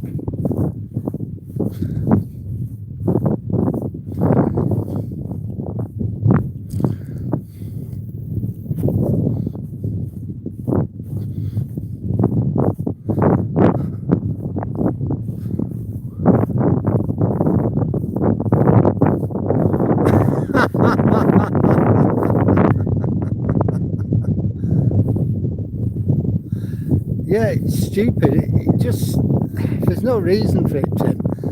That is better off. It's a useful asset. Yep, I've heard that. Jack, the moon's got no atmosphere. So why does anybody want to go? Yeah, that's right. And that's what that was, what we saw. Yeah, my boys had one of them. I don't know how many sit and ride. There's a load of them. The tractor, police car, the cozy coupe. And then, one Christmas, we went to Lewis's in Manchester. We got the bus to Manchester. We were going to get the kids something nice for Christmas. And we got them this pedal car. It was a Rolls Royce. £99. It was in a huge box. So we had to manhandle the box out of Lewis's down Market Street in Manchester to the bus stop. It was near Christmas and the buses were absolutely rammed. Somehow we had to we managed to get on the back seat of the bus with this huge box with a Rolls Royce sit and ride in it. A pedal car, were nice. It was modelled on the Corniche, Rolls Royce Corniche. I don't think anybody where we lived had anything like it. Things you do for your kids, eh?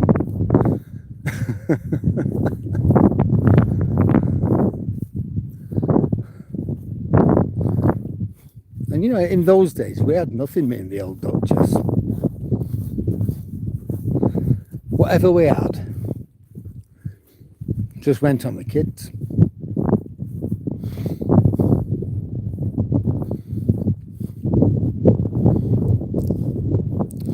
We just wanted them to have everything.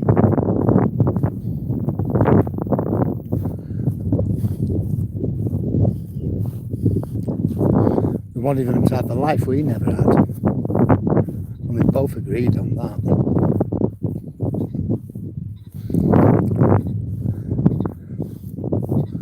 I can hear it somewhere.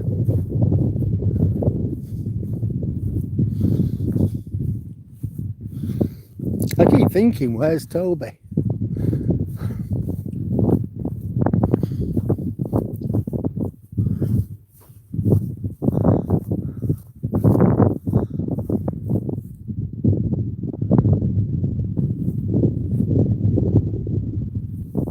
Oh yeah, a white Rolls Royce with a silver grill to it. The doors opened and the boot opened.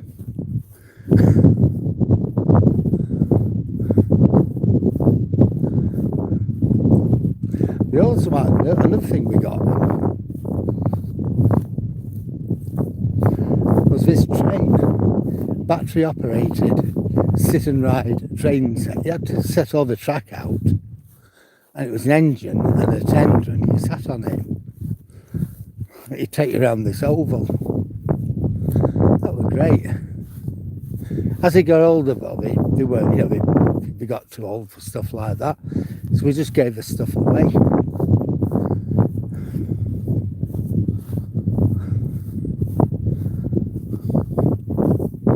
Just wanted them to have all the stuff we never had and have the best life we could give them.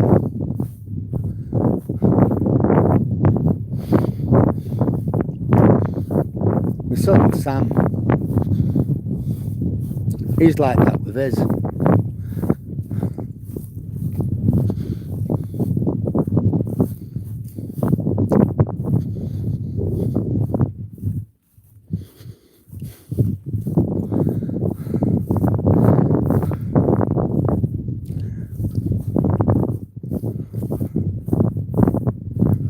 If I had Toby with me, he wouldn't be very keen on going over all these thistles.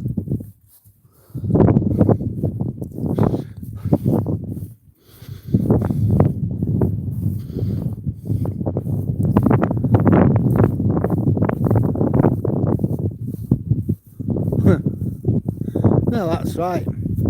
That's right. It is peaceful, but we've done it, haven't we? That is right. That is exactly it. Jack is guardian of the front door, protecting the Duchess. He's not happy with that.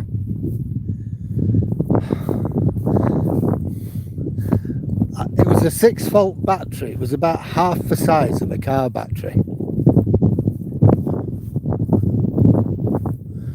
And you'd charge a thing for about 3 hours and you'd get 20 minutes out of it.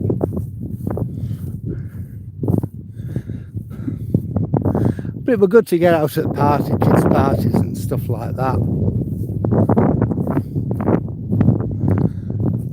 The old Duchess, in her day, was a party queen. Nobody could make a kid's party like she could.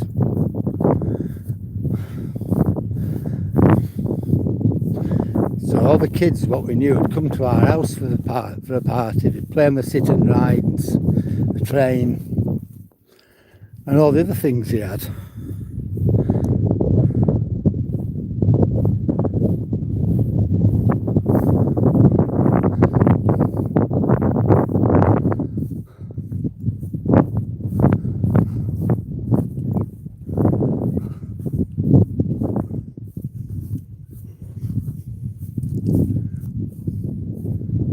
Look at that. That is the ferry from Hull. Pride of Rotterdam, I think.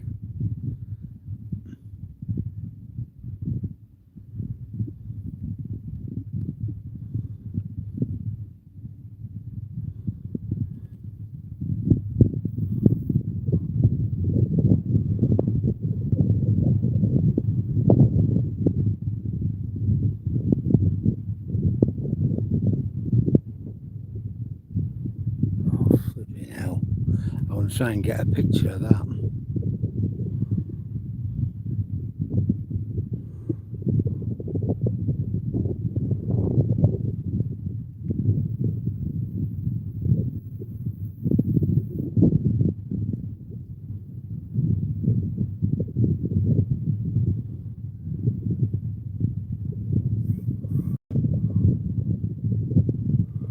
Right.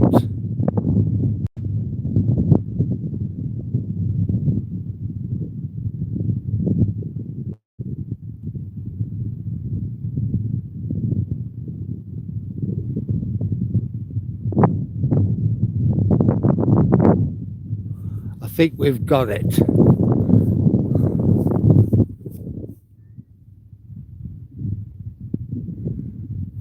So he's on his way to Rotterdam. Yeah, no, I know. Oh, I know that. They don't make toys like that at all, and you're right. You're right there, Tim. I'm very fortunate to have met and made a life of the right person. Not many people get that. Most people I know haven't. That's it, it's the party boat, the Pride of Rotterdam, yep.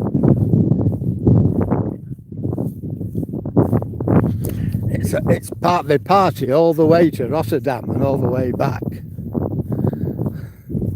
I said to the old Duchess before, let's go on it. No, I don't like it. Well, what do you mean?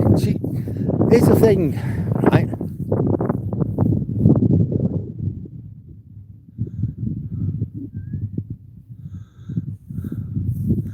I'm in vertical view on this.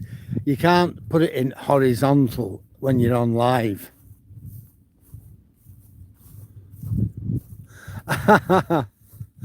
Yeah, with the phone, I'm in vertical portrait because you can't have it landscape when you're live. It just won't do it. I wish it would because I could get you a better view then, but it just won't do it. There he is.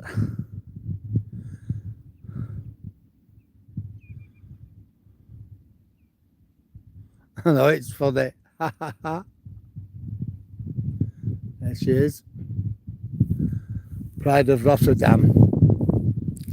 If you had three, if you had Pride of Rotterdam, Pride of York, and I think Pride of Amsterdam. Pride of York and Pride of Amsterdam are both gone. So that's it now. We went at the time of COVID.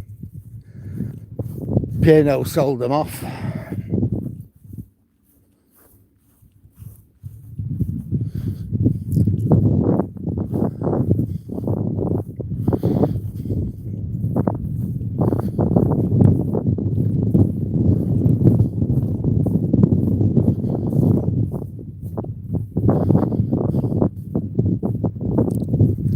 I don't know whether you can hear the gentle hum of the engines. I can hear them.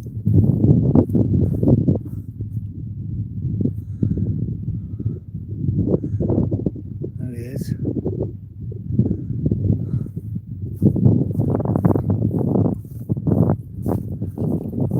Just a very gentle hum. Yeah, I said, let's do it. Let's go to Amsterdam on the boat. No, I said, I don't like boats. Oh, I said, come on, Pat. I said, you don't say that when you're gallivanting to the continent with your mates. Well, that's different. We go across the Channel ferry, and it's only 75 minutes. I can cope with that, but I couldn't cope with going overnight on the boat. So, of course, we've never done it.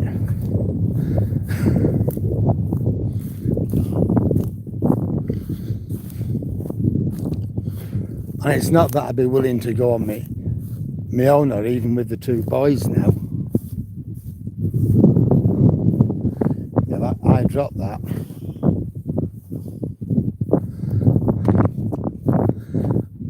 It were in my pocket. I'll dispose of it thoughtfully.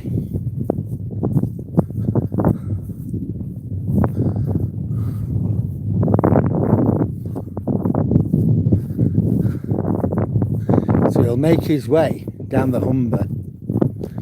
He'll go past the Spurn. You'll see see the Spurn to his left on his port side, and you'll see Grimsby to the right on his starboard side. No, yeah. And he'll go round, make his big turn, and head all the way over to Rotterdam. I think it's 3 miles out of British water, where hey, the fun and games will start. It's overnight, so there'll be lots of very cheap alcohol consumed on board. Lots of cheap cigarettes for those who smoke. Well, hey, everyone's going to have a real good time. It's going to be a party. Her and her mates used to hire a coach many years ago, and they'd go somewhere, Calais, Lille.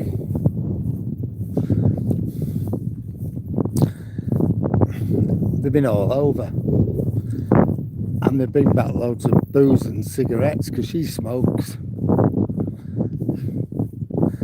And then the guy who organised it went to live in France, him and his wife.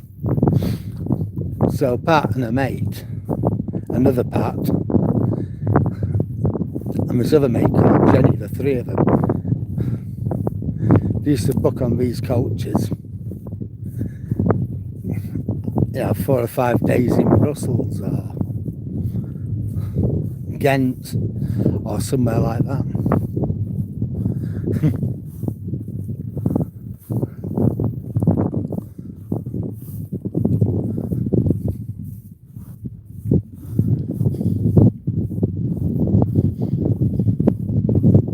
Probably take him an hour to clear the Humber.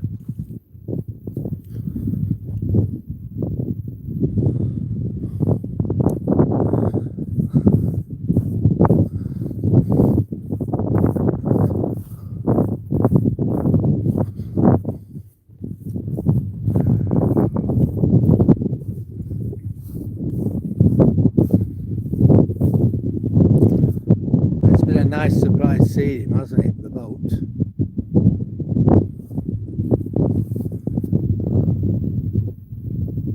How you going, Edward? All right, Edward. I shall see you tomorrow then. Have a lovely evening. Leave the chocolates alone. And I'm sure you'll be all right. See you tomorrow, Edward.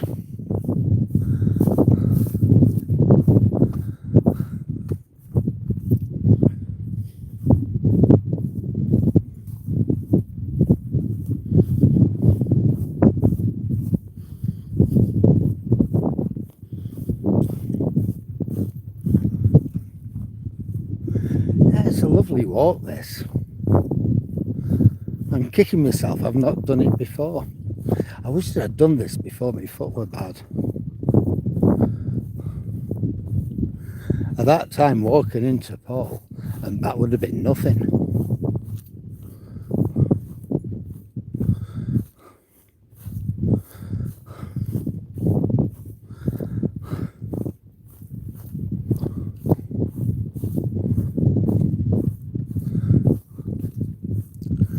Yeah, it's pulling away now, is a P&O ferry, look.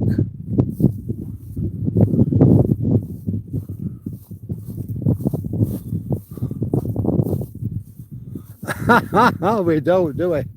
Hi, Foxy H5, where am I? Well, we started off at a place called Stone Creek. What you can see there is a River Humber. That's the ferry from Hull over to Amsterdam, and we're now back on our way to Stone Creek. It's about 13 miles, I think, from Withensea. So we've had a look at the river across there. That's the port of Immingham. And that what you're looking at there, you can see the flares. That's a chemical plant at Killingholme over in North Lincolnshire, or North East Lincolnshire. So that's what we've done, Foxy. So that's where we are. That's where we're at. So far I've done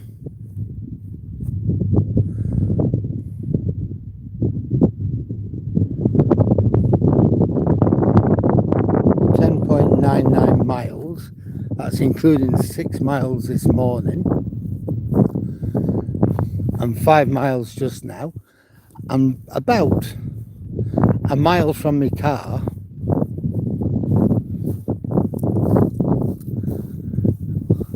So you're just up the A19 from us then, Foxy.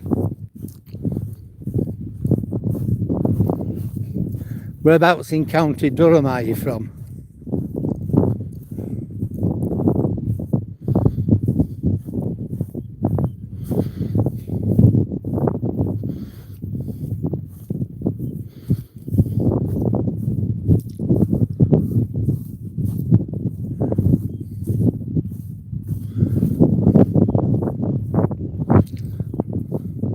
The land of it, the land of the Prince Bishops, or Bishop Princes.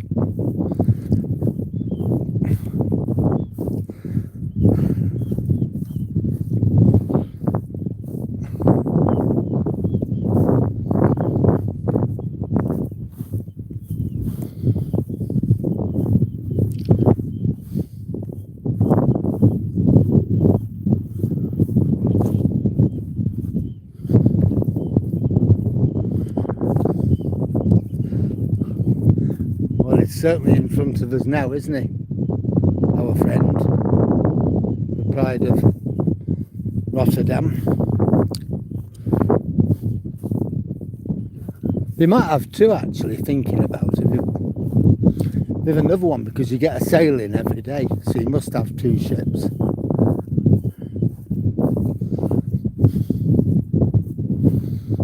I don't know. I'll get there at about 6 o'clock tomorrow morning. Yeah, you'd have to, because there's another one, and he gets into King George V dock at about 7 o'clock, 7:30.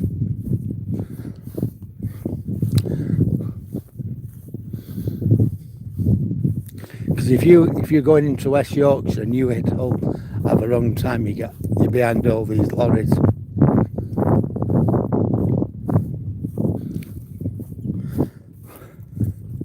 The knack is to get there before they start coming out.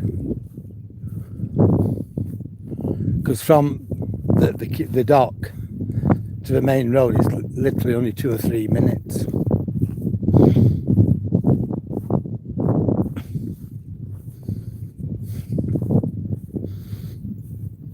And from it docking to the last truck, it's about 20 minutes. And then that'll stay there all day. You know, the cleaners will clean it, they'll do whatever they've got to do. And then at this time, it sets off.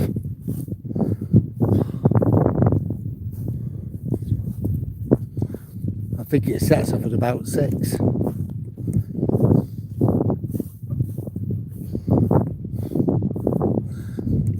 And as this is setting off, there's another one setting off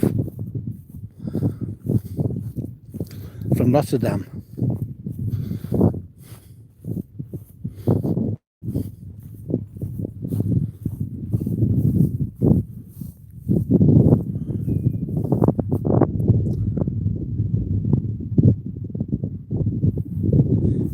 Yeah, that is good.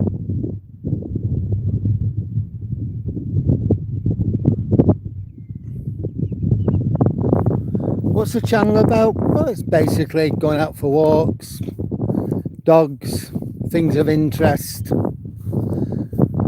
East Yorkshire, seaside, oh God, you name it. It's like a cacophony of everything.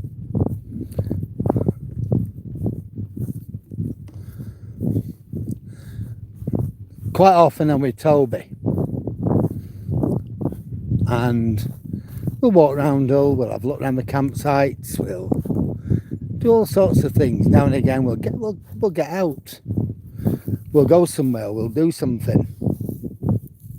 Like today, got out, escaped, and we've come to Stone Creek.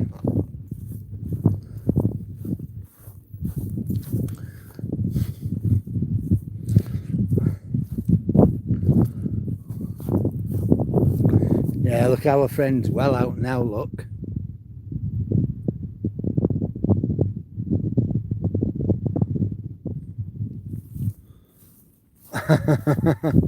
A mission statement. All right.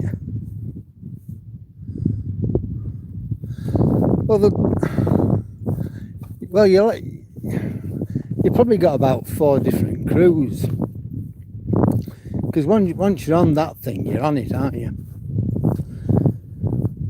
So you'll probably have 4 captains for each one, and 4 crews.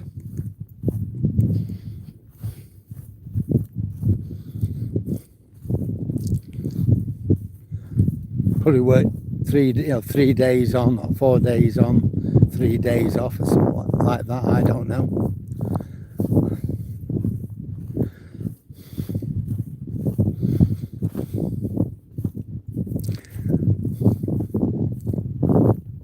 Because now you'll get into Rotterdam,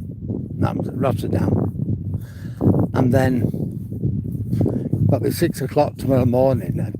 I don't know who does the cleaning, whether they have a local contractor or what, or the crew do it. I don't know. But then 6 o'clock tomorrow night, they'll be setting off back.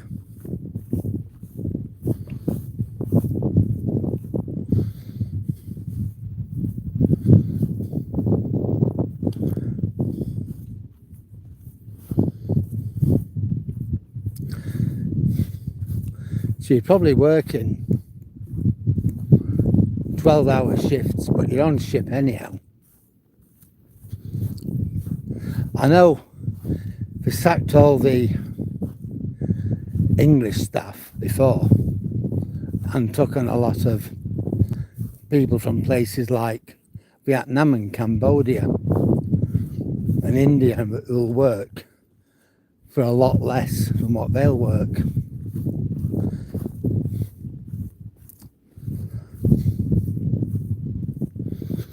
The unions went mad. The Labour Party went mad. But now they're in government, they've been very, very quiet over it.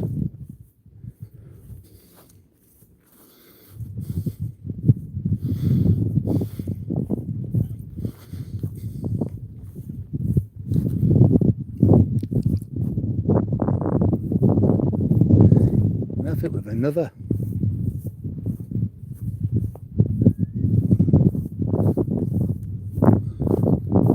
ship out there.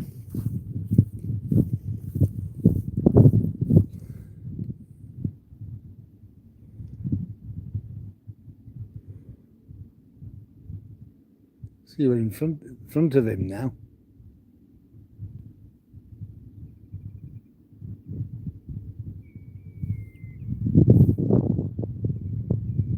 No, that's ours. So there's another ferry.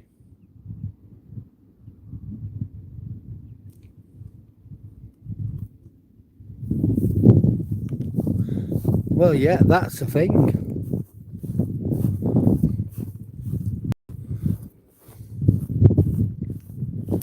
Now, if you live in Vietnam or Cambodia, it's a good job. Or India, it's a really good job. It might not be on the same amount of money as what a British crew would be on, but never mind. You know, he can send money home. Your food's all free. You can send loads of money home. You can have a nice home. pay for your kids to go to school.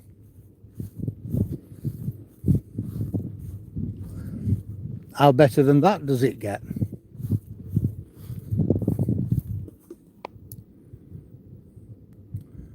Another boat.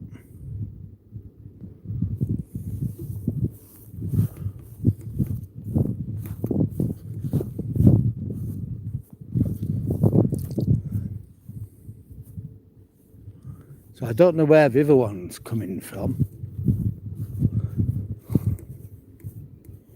But again, we can see it's a ferry.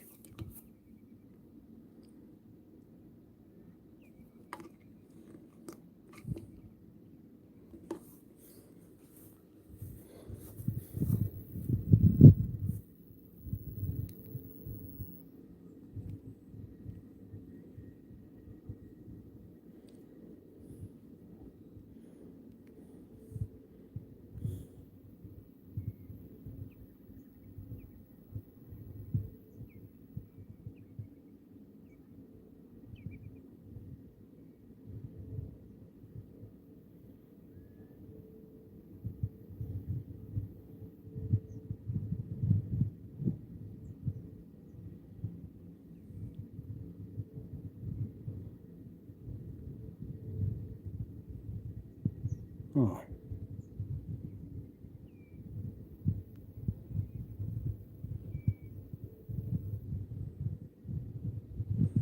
I'm just trying to get that picture.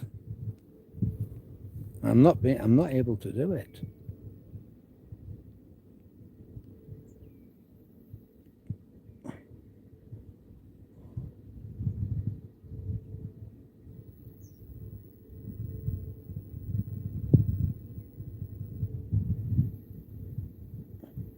Got it. Yeah, I'll put these on my channel. The pictures that I've taken, there's quite a few, so I'll put them all on my channel.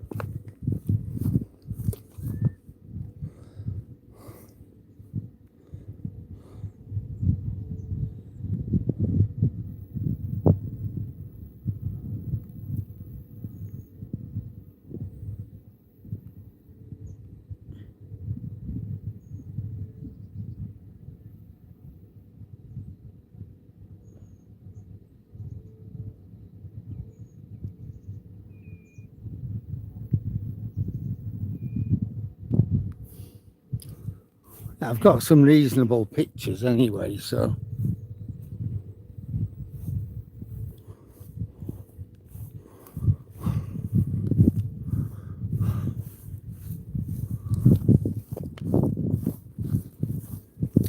oh, we got some people coming.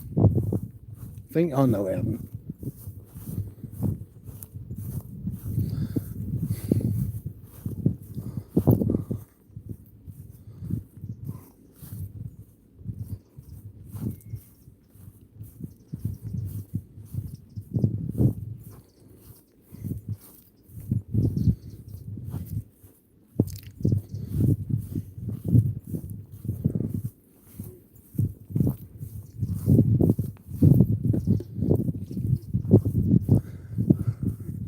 Well, we've got about another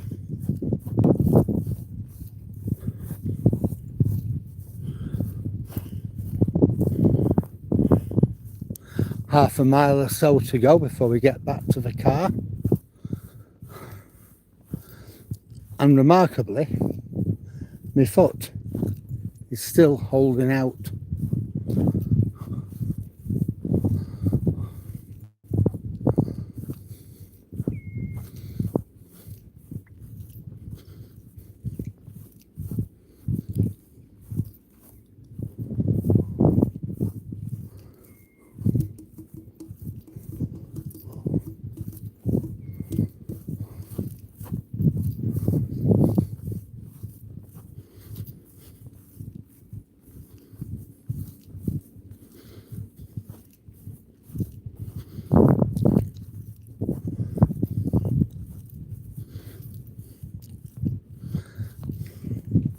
You know, I'd really hate it if I couldn't walk.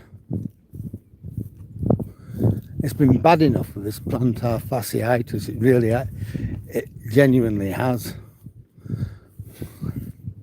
It's cut me walking down, which has been bad. But I've still been able to get out and walk. I mean, today I've done 12, well, just short of 12 mile. By the time I take Toby out later, I'll have done 13 and a half, 14 mile.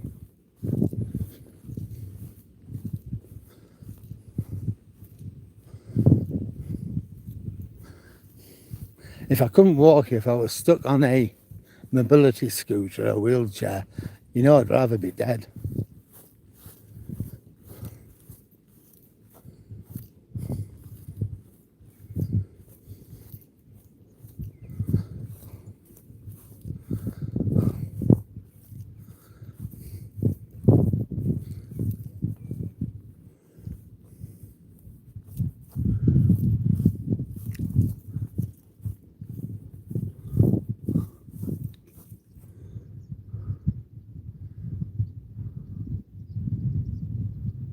Yeah.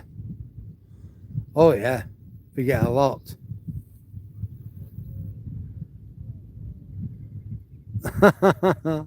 Yeah. Oh, the cyclists went a long time ago. Yeah, this is it. This is the Humber. Yeah, she'll be well in Paul now. I think I went 3 miles, and I reckon Paul were about another 3, possibly 4 from where I was, because you can't go over the mud flat, so you'd have to go around it, which means I think you have to go on the main road for about half a mile. So I think it would have been about another 4.5 mile, which to me, as I was before I got this plantar fasciitis, would have been nothing, hopefully. Now I'm on the road to recovery. It'll be nothing again. Right, here's your Stone Creek. This is it. And you have a few houses. So we'll take a quick look around. But this is your Stone Creek.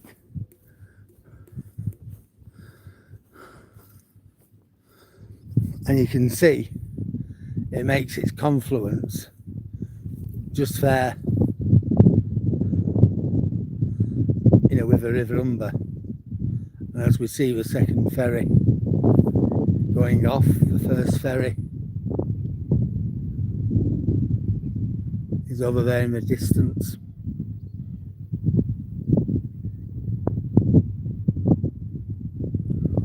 The second ferry's joining him. Yeah, the cyclist, she's sorted now. So this is your Stone Creek.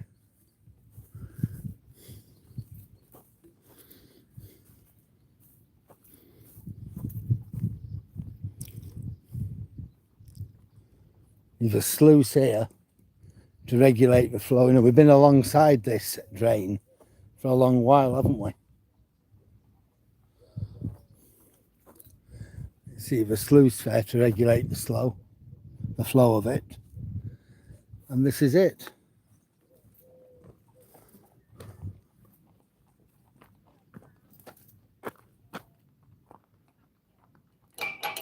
Now I can hear the sound of horses.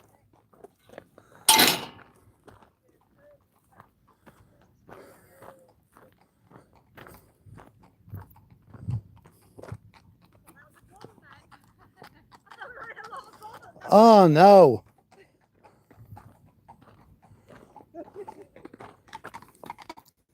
They're beautiful anyway. Not going yet until I know you're well clear.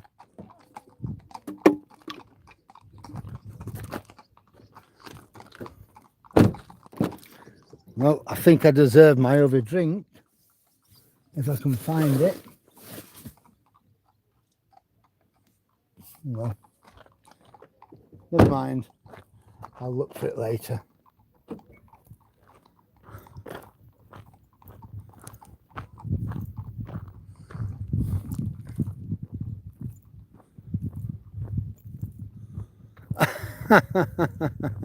It's nice, isn't it? It is nice.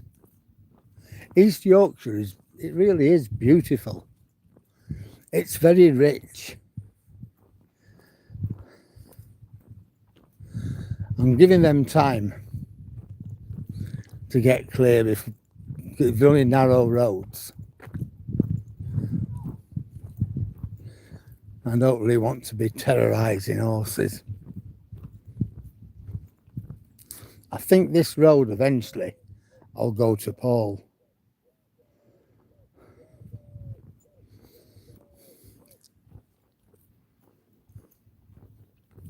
But that's where the lady were going. So I think if I'd have been on a bike, I would have come down here.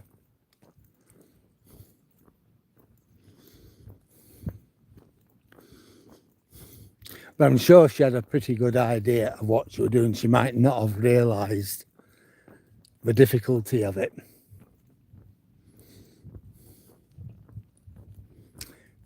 See, we've got a signpost here.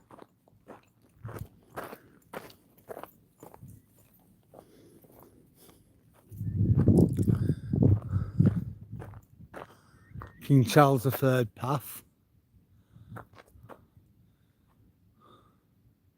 Paul, 6.5 mile.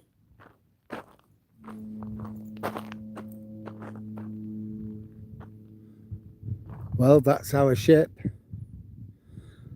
That's our ferry.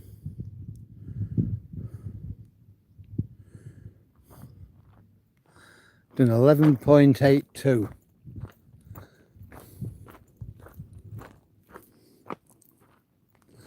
We'll just walk up here a little bit. I think these are the Coast Guard cottages.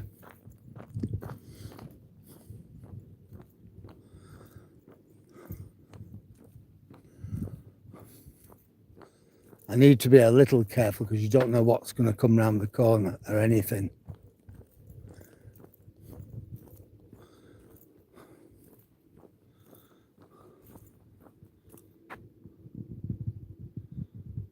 Oh no. Yeah, oh no, nothing's as bad as that. Well, yeah. I mean, I had this back in March. I got rid of it.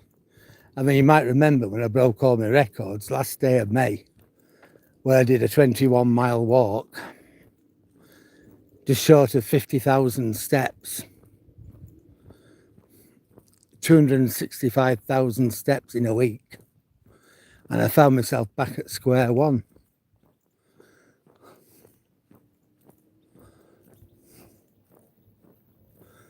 So I won't be doing that again.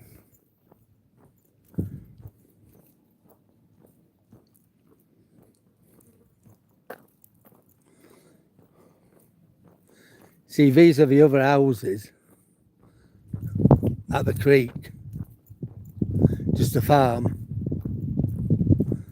And I think there's a few houses down here.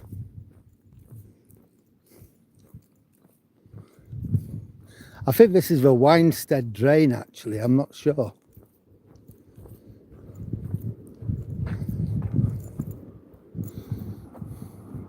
Look at the moss, the green stuff.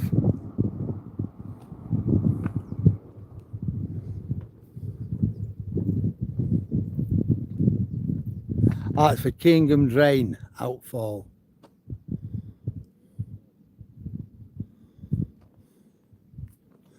And look, what 3 words? Sinkhole, frostbite and mount. So if you fell into the drain, you could ring the police up, tell them, look, my mate's fallen in. This is where we are, what 3 words? And they would know exactly where you were. It's a good thing to have wherever you are in the world, what 3 words?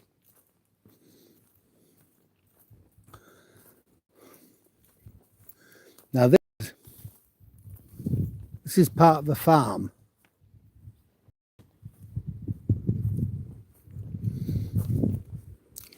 I think these are the Coast Guard cottages. See another drain.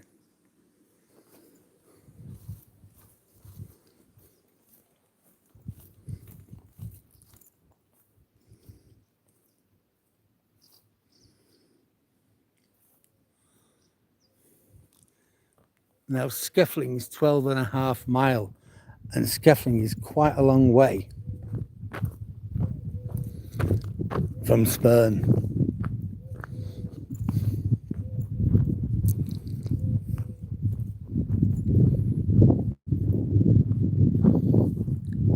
The Stone Creek Boat Club.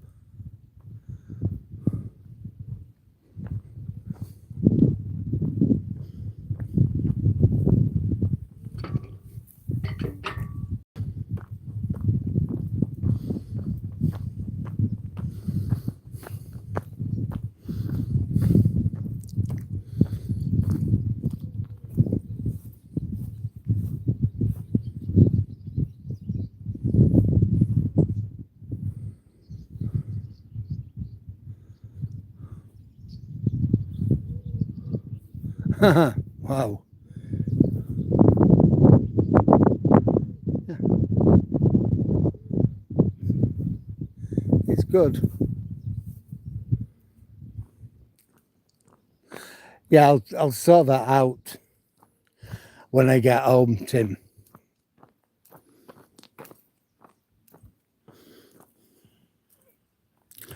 But right now, I think I'm going to make my way back to the car.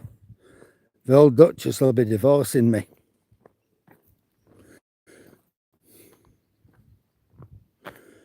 We've done 12, just over 12 mile, look.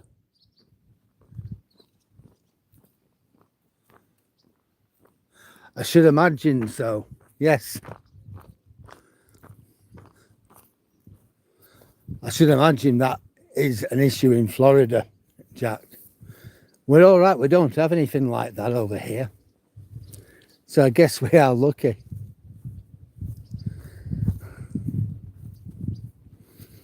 Well,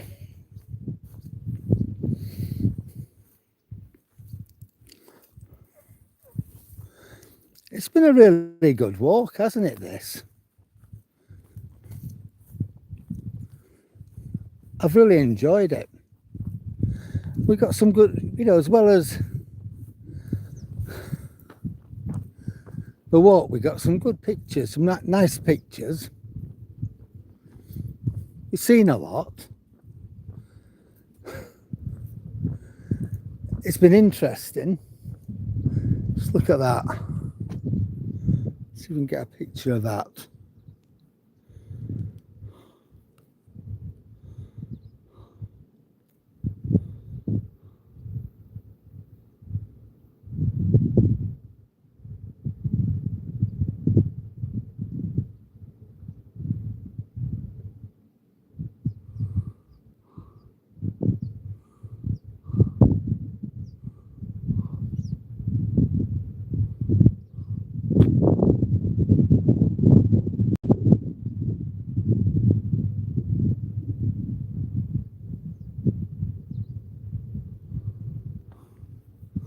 Well, we got that as well, so we've got quite a few pictures to put on the site, so we'll do pretty well tonight, I think.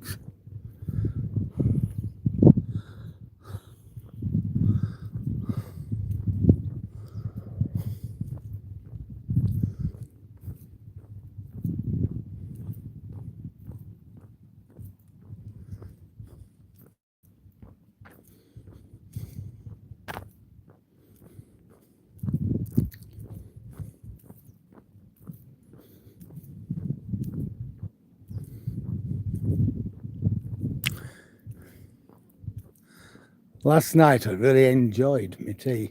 We had a salad, but we had that salt beef. You know what, in America you call it corned beef. Over here it's salt beef. It's beef marinated. Beef brisket marinated in salt. It is absolutely gorgeous. On bagels. Even the old Duchess enjoyed it.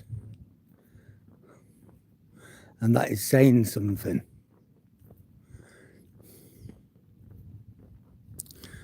And my foot's beginning to hurt a bit. I wouldn't like to have to do another mile or mile and a half. If I had to, I would, and I'd be probably all right, but I'm glad I'm not.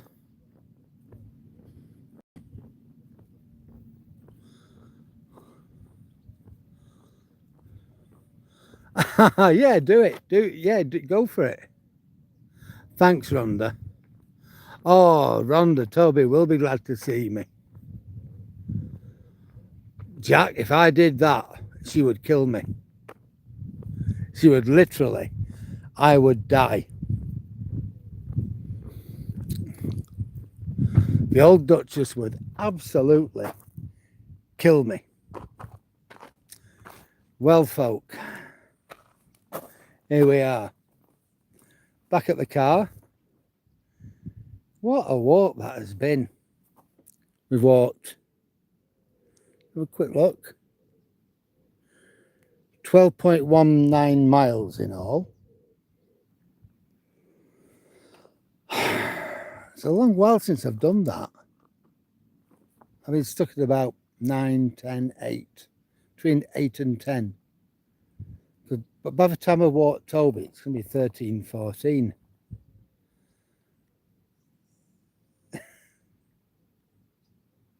Yeah. Oh, Bagel Baker, Brick Lane. Oh, yeah, Tim. Yep. Absolutely. Right, everybody. I've got about 13 or 14 miles now to drive home. So I'm just going to say thanks for the likes. Thanks for the subscriptions. Thanks for the conversation, the comments, and most of all, thank you for being with me. Thank you for your company. That's been absolutely amazing. It's what we do on here, Tim, innit? We have a good chat. We're mates. We might not know each other physically, but we know each other well enough, I think. And I'm going to make my way home now. And I'm going to brave the old Duchess. So, guys, I shall see you all tomorrow. Take care. Wish me luck when I see the Duchess. And I shall hopefully get to the other side and see you all tomorrow. We've got a car coming. So I shall see you all tomorrow.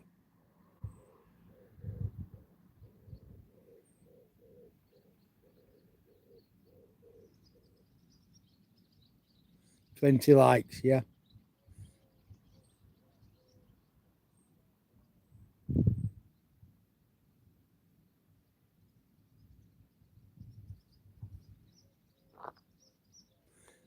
Yeah, I shall see you all again tomorrow.